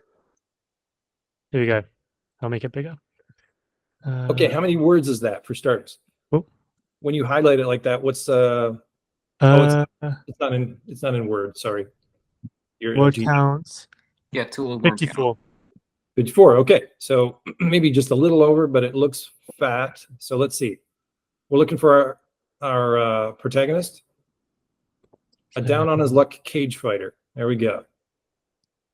So down on his luck cage fighter. Great. All right. And already, does everybody agree that of the three that we've kind of explored, we've got a better sense of the essence of this character? We kind of have a sense of his history, and we get a sense of his point of view and where he's at in life right now because he's down on his luck. So we get a sense of the skills that he's got. He's a cage fighter, but we know that things are not going well for him. So already I have got more to latch onto and appreciate about that particular character. Okay, that's great. Inciting collision. Train a gender fluid adolescent wants to know. So the gender fluid adolescent wandering into the gym sounds like our inciting incident. Is that fair, Seth? Correct. The appearance of that character. Okay, we'll start with that. So do that in a green. Okay, goal.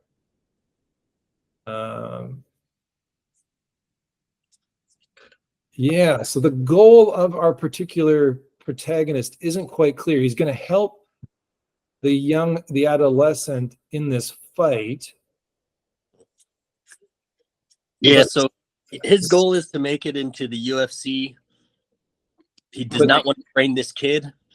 It happens kind of haphazardly, and he's kind of pushed into it, but then they form this relationship, and then he gets his offer later to fight in the UFC, and it pulls it's like a buddy story, but where their relationship is tested. At what point in like percentages in the story does he get the offer? Midway mark. Okay. So at page 15, he meets the adolescent's introduced around page 10. They meet on page 15. He agrees to train him. Where the break into two, and then midway point is where he's offered to fight in the UFC. They break apart for most of 2B, and then they come back together in the third act. Yeah, I see some classic structural stuff in there. That's nice. The issue that I'm having with it is that the goal that he would have at the end of Act 1 is not related to the ultimate goal of the story. The goal in theory that he would have at the end of Act 1 would be to help the adolescent achieve something, and I'm not sure what that is. So how would you describe what the cage fighter's goal is at the end of Act 1? Okay, so I guess you have what your inner goal and your outward goal. So also dealt with in Act 1, he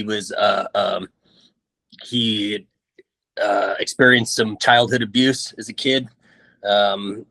And that becomes apparent, and he has to go public about it in Act 3.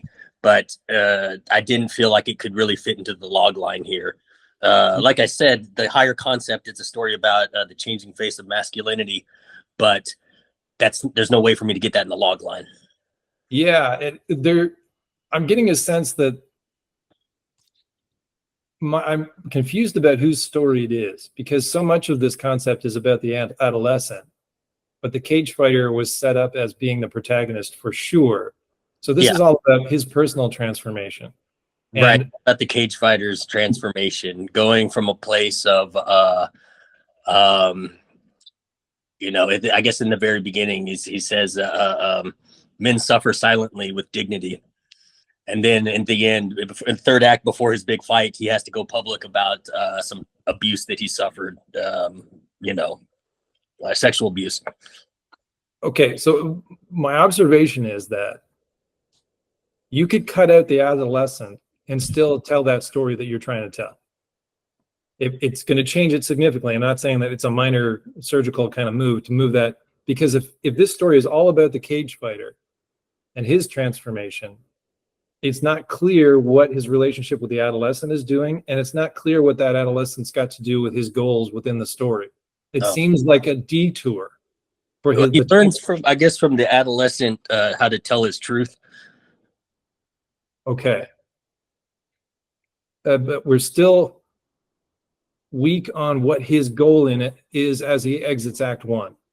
Because he doesn't his goal is to fight in the UFC, but his unknown goal is to live his truth and to understand what happened to him, and that this will not instead of stifling as a secret, that he was abused by this previous coach, now that he admits to it publicly. Yeah, there's a real strong story in there that's got nothing to do with the adolescent. I recognize and I hear you say that he learns an important lesson from the adolescent, but in this log line, you could cut that character out completely, because it feels like a detour. And in fact, if he doesn't have any sense of establishing the primary want goal, like you're talking about the differences between want and need, I totally get that. And the end of Act 1 goal is typically informed by the want first, and then it's later that he figures out what he actually needs to do. Characters typically have 3 goals. They have the first goal that they establish at the end of Act 1, which is all driven by their own personal logic and their response to whatever this inciting incident is. And the other issue I have is that the inciting incident and the appearance of this kid doesn't seem dangerous or threatening to his world at all. Like, why is this kid... So he seems to be placed kind of incorrectly in the whole formula of the story. Yeah. Well, the reason he gives for not wanting to train him, I mean, well, for one, it's ostensibly a very macho culture where they don't accept this, this non-binary kid. And then at the same time, his goal, he says, is to fight in the UFC. He doesn't have time to train anyone else. If he does that, it's going to take his eye off of his goal. Right.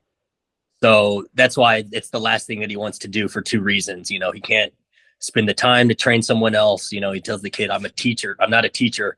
I do this shit for real. Yeah. And then in the end of the third act, he's in this big fight. He's injured in such a way that he becomes a high school coach.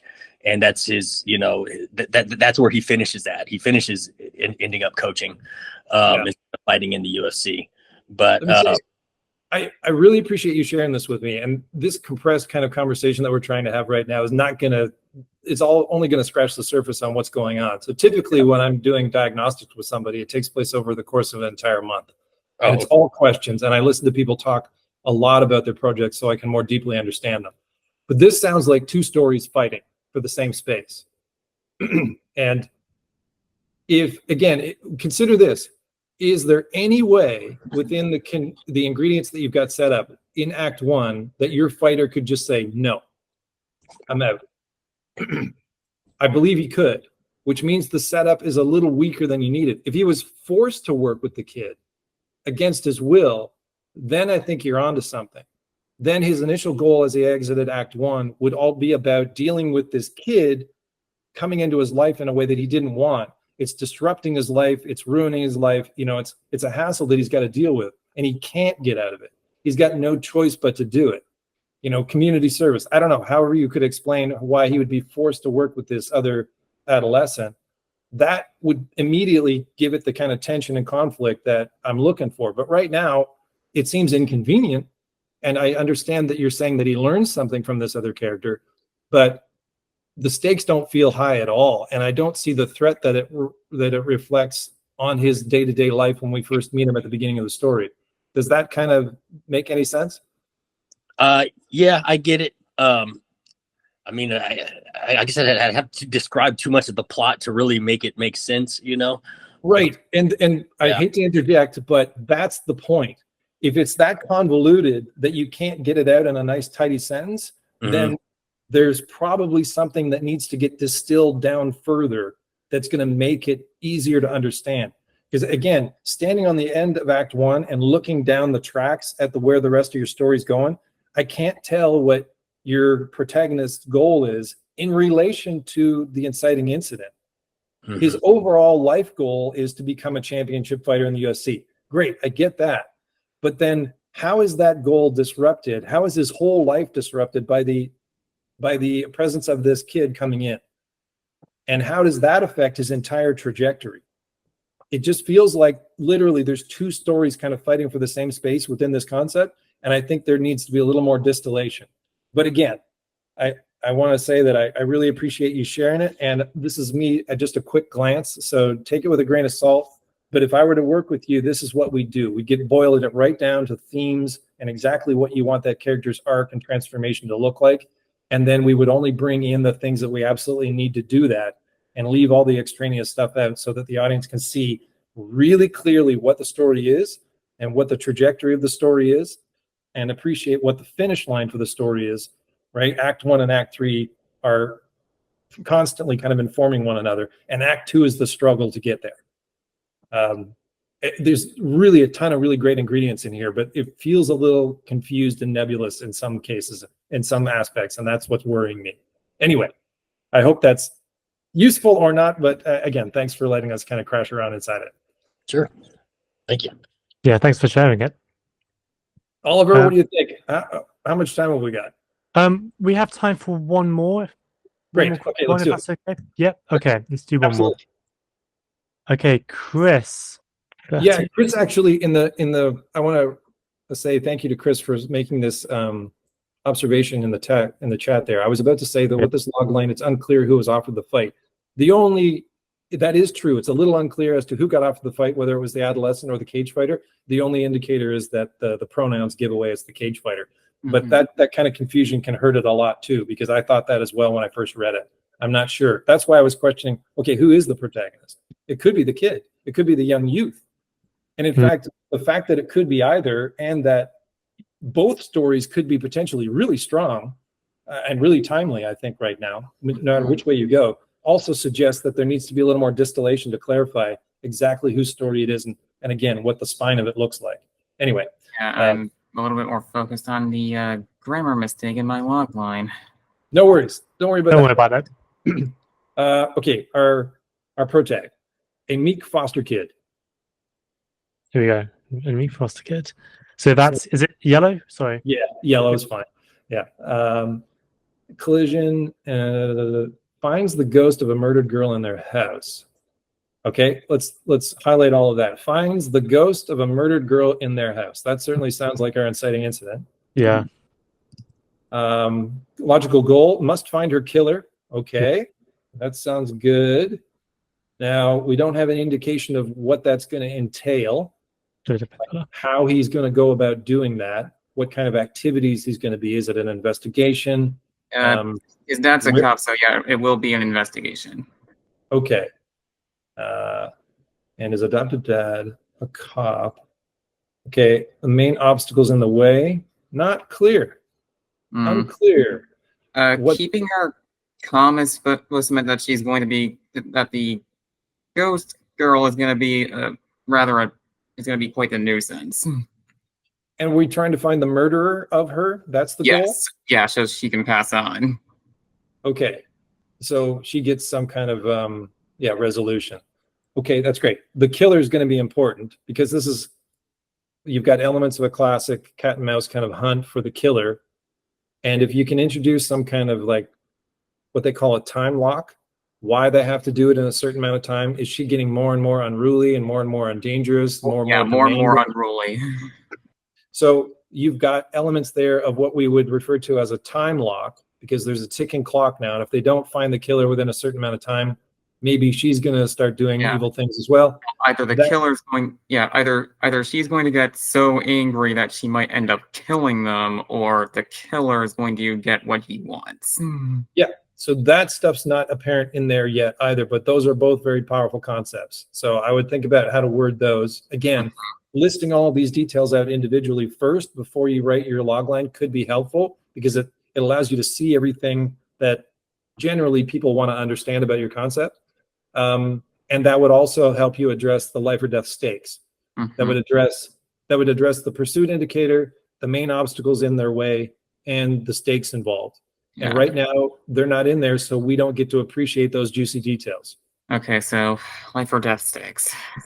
Yeah. Again, write out each individual ingredient separately first and see what you can come up with that's the most exciting, the most exciting way you can describe it, and then stitch it back together and see what it looks like.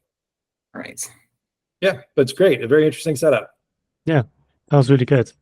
Yeah, thank you, Chris, for sharing that. Here we go, Randall. Okay, great. Okay, yellow, a teen beauty queen. That's our protagonist. So immediately we know, I want to know more about that character's point of view. It's a little generic for me because I'm not going to appreciate. Let's see what happens. Let's see what else is in here. The fact that she's a beauty queen is important, but the fact that she's just a teenager doesn't really give us anything. That's a really generic kind of detail. But okay, let's keep going. It's setting collision. After entering a supposedly cursed local pageant. So it's got something to do with the pageant. How did she get bit? No, it's just the pageant. It's just cursed, but whoever wins just turns into a vampire. Okay. So is that your inciting incident? The inciting incident is just her signing up to do the pageant, I think. Like the personal was prior to the events of when the script begins. So how does her signing up represent a major disruption and threat to her life? I think, well, she's meant to be like kind of at a crossroads of her life.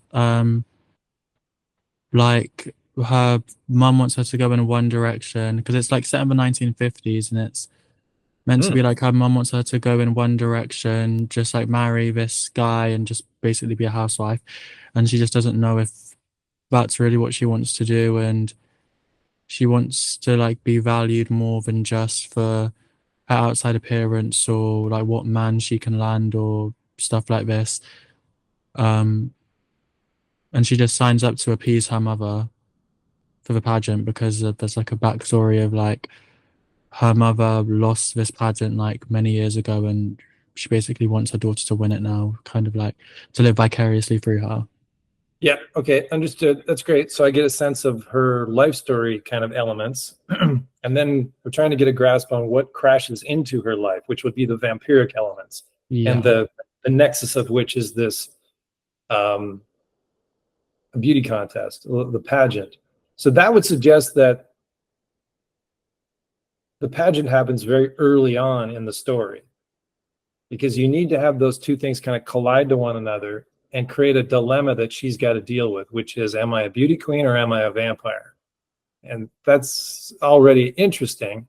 So then when does she start to turn and have to deal with the vampire type stuff? How early on in the story does that start in your mind?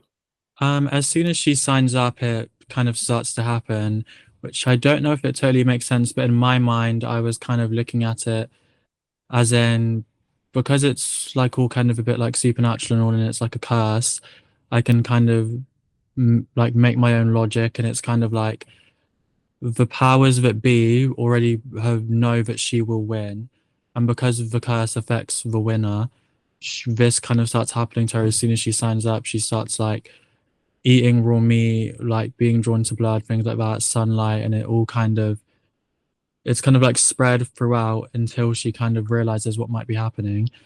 But her mother ends up just pushing her to still do the pageant anyway. So the actual pageant was actually going to take place like in the third act. Okay, so then we need to introduce the mechanic that you choose to explain why she's dealing with the vampirism. That early on is going to be really important. Right now, it's kind of fuzzy. Okay. So it needs to be something that the audience can see physically and understand. You know, like in other setups, they would have found an artifact and they don't recognize that because they have it on them, it's doing stuff to them. You know, like it's something cinematic, visual, physical, or it's explained that when she went through this doorway, when she drank this stuff, you know, it's got to be something really, really easy for the audience to understand as to why she's now starting to deal with that. And then Act 2, in my mind, is all about her being stuck in the middle between these two worlds. You know, like her beauty pageant and her mother, that world is colliding directly with the fact that she's now a vampire, and she's kind of sorting out what the heck that's all about too. So I like the idea that you've created a dilemma. You just got to get that on its feet and get those two elements clashing with one another as early as possible, like right as of the inciting incident. So have her sign up and then somehow explain that she's contracted vampirism halfway through Act 1, and then she can deal with it throughout all of Act 2, which is maybe the pursuit is her keeping her vampirism a secret while trying to appease her mother in that world at the same time. And that's the kind of fight that she's got to figure out throughout all of Act 2. And it keeps getting uglier and uglier. Her transformation gets more and more complete, harder to hide until it all comes out at the end of Act 2. And then you can kind of use it to propel the story into Act 3. There's just a matter of clarity in the ingredients that you're working with right now from the audience perspective, but otherwise I can see it once you start talking about it. I just can't see it from the log line. Does that all make sense? Yes. But then what would I change about the log line, do you think, to make it? Who's the antagonist of the story in your mind? Or is there one? I guess maybe you could, in my mind, there's, I guess, like two, kind of like society and just convention, but then, and also, I guess, her mother, and then maybe Mom also, Mom sounds like a good one. There's, in the model that I use, I always try to figure out three characters first. So your protagonist, easy, right? We all understand the role of that character. That's the character that changes. Most often, that's the transformer character that I talked about. Then I break the story into two halves. The one is the life story, and by that I mean literally the life story of your protagonist. So that includes Mom and the beauty pageant and all of the history that your character has lived so far. All of those ingredients go over into this half of the equation. And then there leaves another half, which I call the death story side. And that's where the antagonistic forces are. And that helps provide your story with structure. So we need to kind of put a face on it. You said that the antagonism was societal, but that's very challenging for an audience. So again, what kind of a face can you put on that? Is it another vampire? Is it because this character and these elements over here usually have an agenda that is driving the story forward. So if you can figure out these three characters, and it sounds to me like it's the daughter as your protagonist, Mom might be the featured character in the life story, which I call the motivator, and they often are the ones that hang in the balance. If the hero fails, this character suffers for it. It can be a mentor type, it can be a secondary lover type, it can be a friend, something like that, but something that motivates them, that they feel very bonded to. And then there is your classic antagonist character. And that can be a bad guy or that can be a love interest. Either way, they bring in the catalytic elements to the story that force change on the protagonist. They're critical. And in my experience, most often it's this half of the equation that's grossly underdeveloped, because the hero actually doesn't drive the story. 99.9% of the time, people that tell you that the hero drives the story and they have a goal right from the very beginning, it's not true. You have a closer look at most stories. The hero is responding to activities that are brought into the story by these antagonistic forces, either a romantic interest that's trying to get them to change, or a bad guy, a villainous character that's forcing them to change because they have very different kind of goals in mind. And it's the bad guy or the antagonist that actually gives the story its structure. So this other character from the external death story side of the equation, I think, is missing. And when you sort that out, a lot of other pieces are going to snap into place. But who's this character? What do they want? And why did they crash into the life of your lead character? These are the kind of questions that I would sort out with somebody that I'm working with. It's a really simple, elegant kind of model of this transformer protagonist, motivating character from the life story, and the igniter character from the death story. I would love to do a longer kind of talk on that sometime, because it's a really unusual story model that most people have never heard of, called the life and death story model. But it's so simple that if you figure out the relationship of those three characters, then you're already further ahead than most people are in the development of their concepts. And it's almost always the death story side of the equation that's underdeveloped, which you often hear in these superhero movies, that they've got weak villain syndrome. That's what they're referring to. And that entire half of the concept is just kind of underbaked. And when you get it sorted out, man, everything really comes together in an exciting way. So think about that. Where is the antagonism coming from? What does that look like? What's the face of it? What do they want? And how does all these elements give the story its structure, especially through all of Act 2? Because your protagonist doesn't actually start driving the story until Act 3, after they've gone through that really painful, like dark night of the soul moment at the end of Act 2. Then they become the hero they were destined to be, and they start taking control of the story. But until then, it's actually the antagonist that's driving and shaping the story, and they're just responding to it. Anyway, that's my observations. I think you're onto something there, but take a little further and keep kind of boiling that down. Thank you. Yeah, you're very welcome. Yeah, that's really good. We have to finish. Although, was that all of them? Was it just Todd's? Todd, is this yours? Do we have time just for like a couple minutes to go through Todd's, and then we'll finish up? Yeah, let's do it. I'm intrigued to Thank see you. I the. appreciate that. And if you Yeah, can't do no it, that's worries. fine too. No, it's good. I'm just checking my watch here. No, I don't have to be anywhere quite yet. Let's do it. Awesome. Okay, Last few let's minutes. what's the word count, Oliver? Let's Oh, have a let's look have a at that, just out of curiosity. 57. Okay, Well, little you got to take out the first if there's time part, but yeah. Oh okay. yeah. Yeah. So maybe a little bit long, but again, if it's excellent, nobody cares. So that's just a guideline always. And again, it's a challenge to you to capture the essence of your story with as few words as possible, because that's an important skill for every screenwriter. Okay, let's look for our protagonist, a tenacious teenager. Cool. Nice. Good work. Yeah, okay, pretty good. We get a sense of their character and their point of view with the tenacity reference there. Okay, the inciting collision. Loses his family to a horde of parasitic interdimensional creatures. That sounds like our inciting incident. Wow. Okay. Well, actually, the recruitment. Todd, would you say that the recruitment is? I'm just reading forward. I'm getting ahead of myself. Is the recruitment the inciting incident? I would actually say him losing his family is what Okay. pushes things forward. Yeah. Okay. So he's recruited by a shadowy government agency when they discover he has the latent DNA of an ancient race of giants. Okay. Wow. That's a lot to get out and to get people to absorb and understand. So he loses his family. He's recruited. So then his goal is to battle the alien menace and to drive back the threat, basically. Would you say that's true? Yes. Okay, so let's put battle the alien menace before it wipes. Battle the alien menace. Let's highlight that in red. Red, yeah. Pursuit Okay. indicator is not clear because we've got it there in battle, so it's kind of suggested, but it's not clear as to how he's going to take them on.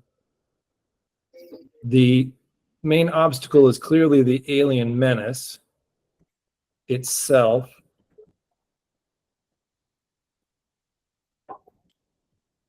The balance, pretty classic. Does that all sound close, Todd? Oh, yeah. Yes. Okay, so look at how much white space is in there. This is not necessarily a problem, but it sort of suggests to me that we're spending too much time on things that are too nuanced for people to absorb really quickly. This recruited by a shadowy government agency when they discover he has the latent DNA of an ancient race of giants and transformed into a 30-foot titan. I think That's really for complex. this, So how do we boil that down? Oh, Aisha? Yeah.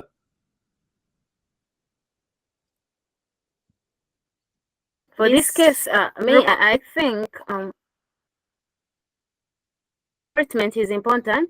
He would say Yeah. when this tenacious teenager is recruited into the shadow government agents after losing her parents, because this is what happens. It's the motivation, maybe.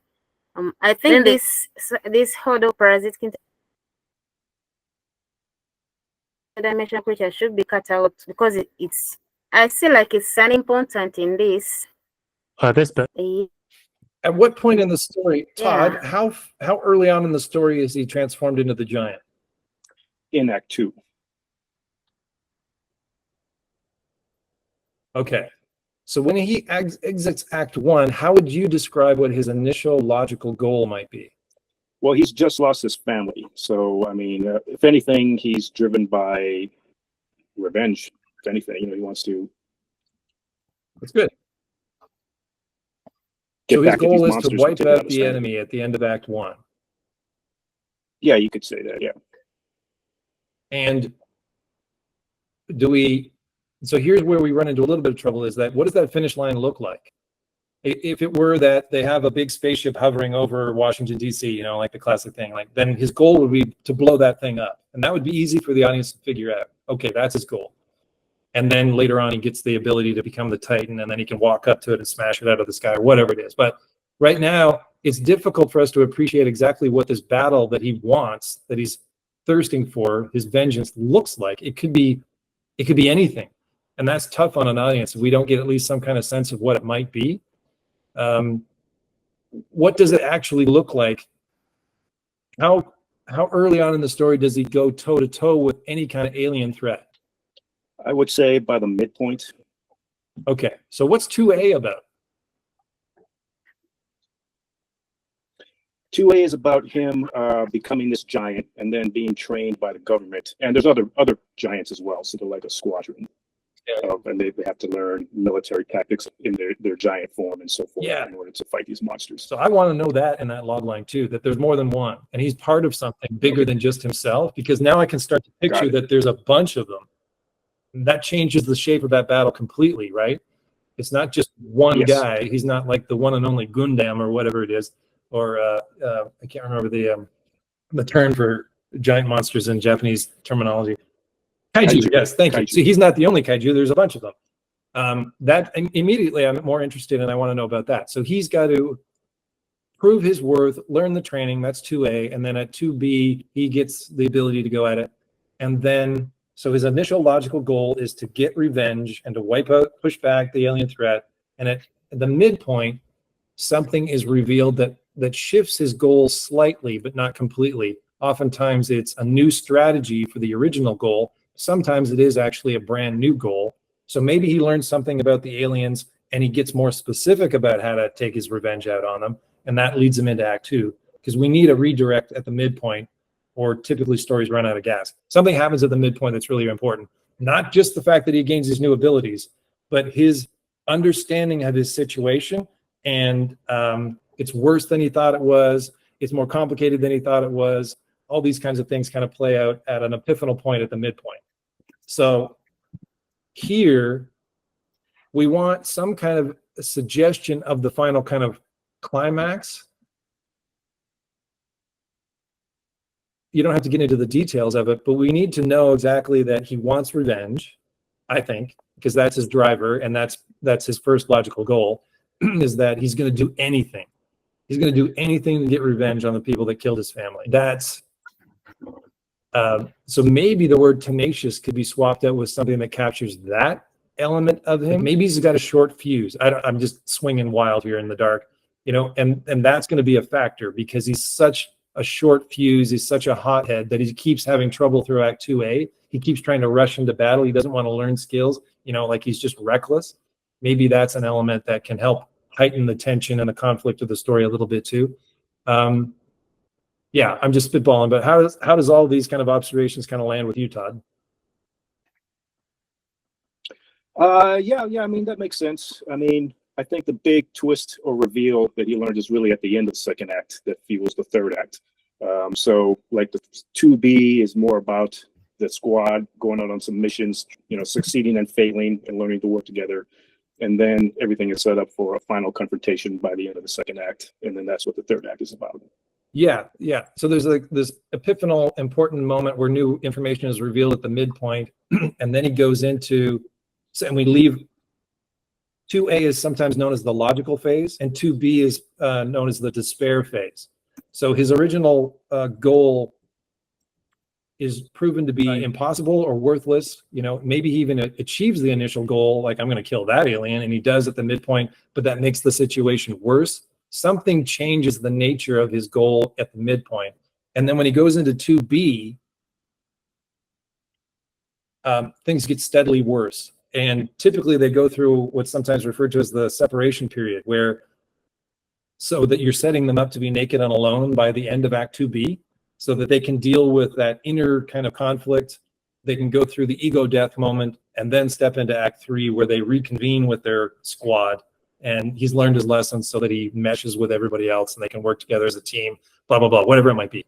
But 2B is basically him falling down a hill, and everything just keeps getting worse and worse and worse until he's naked and alone. So he's forced to deal with whatever his biggest issue was by himself. No support. None of the things that he values anymore are available to them.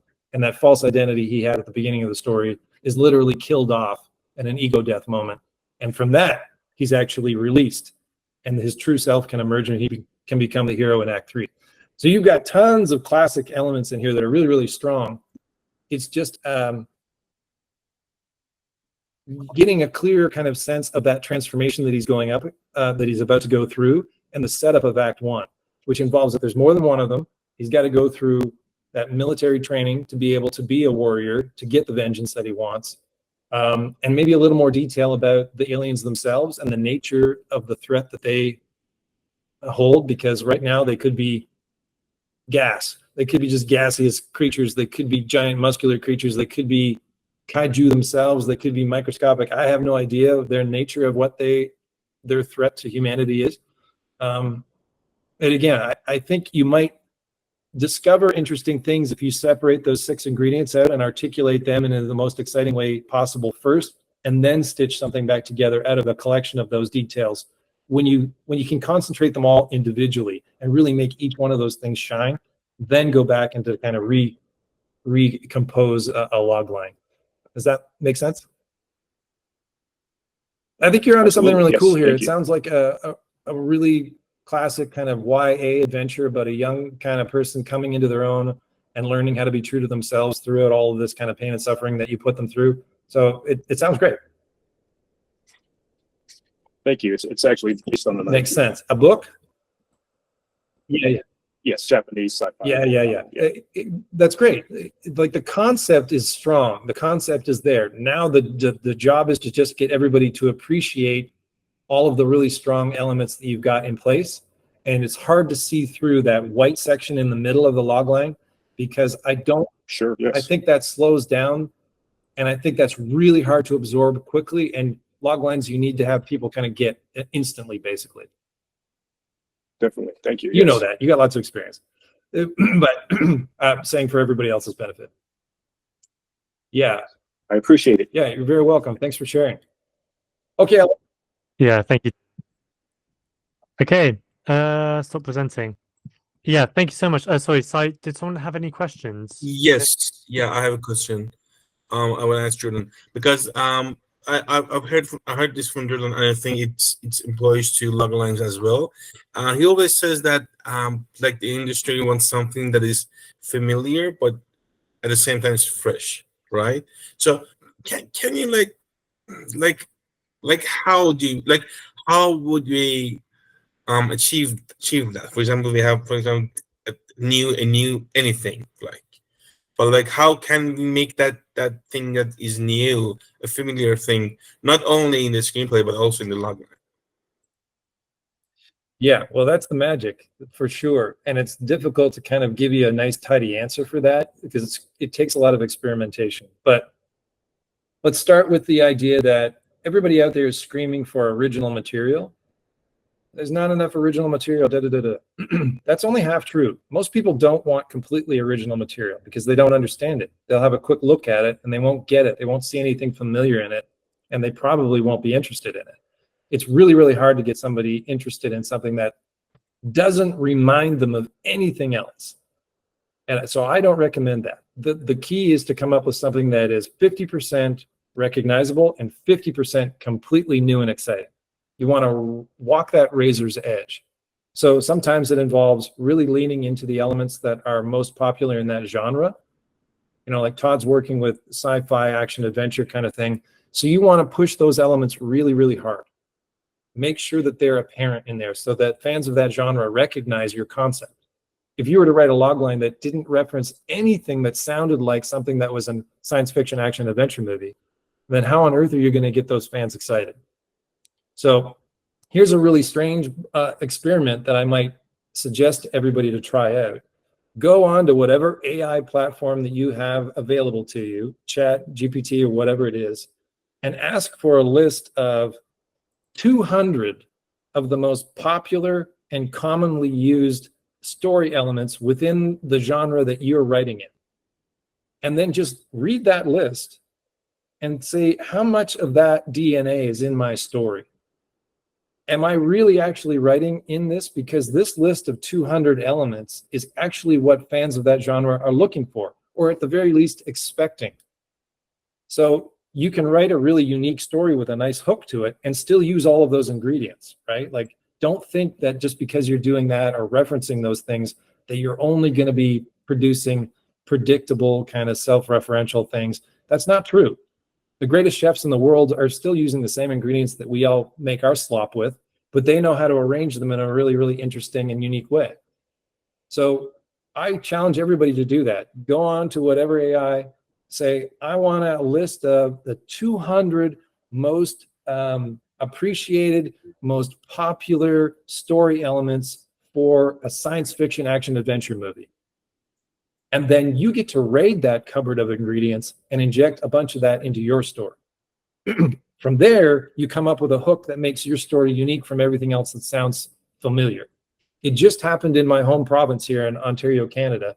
There is a new movie that just got released called In a Violent Nature. And it is a very classic slasher movie, except for one detail. It's basically Friday the 13th again, the first Friday the 13th movie, except the camera never leaves the killer. The camera follows the killer around through the entire story. The killer doesn't speak. It's a really interesting, weird, atmospheric kind of experience from a perspective we've never seen before. But most of the other beats are things that we know and expect and, you know, love about that movie, that kind of thing. If we're fans of slasher movies and horror movies and that kind of thing, the director just figured out this little kind of twist to the recipe that suddenly makes everything interesting. That's his engine. And his engine for his story is a matter of point of view. But engines can be different things. So that's what we want. The same but different is the tidiest way to put that phrasing. That's what can we say like clashing to like most familiar movies like in a genre together, and like for example, okay, like this is something new. Like, would that be like one of the ways to do that? Yeah, like combining. In just a matter of speak, Jordan. I'm not saying like copying them. I'm saying, like, for example, how to describe them for like people to, for example, those lazy executives. We will say, like, for example, these two, like for my story, I would say, like, for example, hair meets before sunrise. Yeah, that's a comp statement, right? It's this meets this. Yes. And I think you were alluding to one of the ways to freshen up an idea is to smash two genres together. But be careful, because that can make mud. Because now you've got two different groups of people that you've got to keep happy. And you've got two groups of details, like from both of those genres, that you need to do justice to. So if you combine genres, I strongly recommend that you keep one primary and then you have another one kind of influence, but never try to overpower. You've always got one that's the top dog. That's the one kind of genre with those expectations that you're going to service first, and then you're going to sprinkle in elements from another one just to keep it kind of fresh and interesting. Yeah, so that's one way to do it. Sometimes it's a matter of perspective. Sometimes it's just another fresh concept out there right now is a series on Netflix called Eric, and Benedict Cumberbatch is the lead in that. And it's got a very interesting story engine that differentiates it, because buried in this series is a really commonly known, like, well-worn story, which is the son of two parents gets kidnapped and disappears. And then most of the story is about them and their desperation to figure out what happened to their kid, their boy, to get him back safe, right? It's the broken parents, desperate, afraid, they're out of their minds, they're trying to solve the mystery of what happened and find their son and take him back safe. So that story we've seen 100 times. But they've made it fresh again by saying, okay, what if this happened to Jim Henson? And it was Jim Henson's son that got kidnapped. It's not literally Jim Henson, but he's a puppeteer that has, that works in a workshop making puppets, designing puppets, performing puppets, who works on a really popular children's show. They basically put Jim Henson in the middle of this thriller. And suddenly it's all interesting. And now they've got this extra additional element where the characters apparently kind of come to life and talk to I haven't watched any of it yet, but I'm thinking it's some kind of psychosis where the characters sort of come alive for Dad, and they start walking around. So that would have been a fine movie with Benedict Cumberbatch in the lead if it was just that thriller about a missing child. But they suddenly got a lot more interest in it, and obviously Netflix went for it because now it's super special. It's all of those ingredients, plus the world of Jim Henson piled into this dark thriller. There's a combination we've never seen before. Suddenly I want to know more. Suddenly I'm really interested in this thing. Where are they going to go with this? What can they do with it? So that's another way to kind of think of it too. Sometimes it's just the injection of a similar, like a new element that a new combination of things that we've never seen before. But keep it different. Keep it fresh. If it seems like your story's been told before, keep working. Maybe don't put all the effort into writing that one, because why would they take a risk on something that seems like we've already seen it before? It really does have to stand on its own. And you don't want any unflattering comparisons with something that's already been done that might be way better. Like if you write your shark movie and it's just kind of a knockoff of the original Jaws, then it's probably not going to get picked up. And if it does, not many people are going to enjoy it because they feel like they've already seen it. And what are the chances that your movie is going to be as good as that one? So you don't want any kind of direct comparisons between your work and anybody else. And some of this has got to do with your personal voice as a writer. So when I'm working directly with people, a lot of the work that we do is to extract out of you the type of storytelling that only you can write, that makes you unique and special. Because if you can be replaced, this industry will replace you. So one of the best defenses that you've got is to really nurture and develop that personal voice of yours so that you're creating projects that nobody else can create. And when those people show up on the scene, it's super exciting. Like Ari Aster, when he showed up with Hereditary, his first feature film, I was like, wow, this guy knows what he's doing. He knows his voice. He's got a really clear vision. How exciting is that? When Gareth Edwards made Monsters, not a movie for everybody, but everybody was like, pay attention to this guy. He's on the move. Something interesting is going on over here.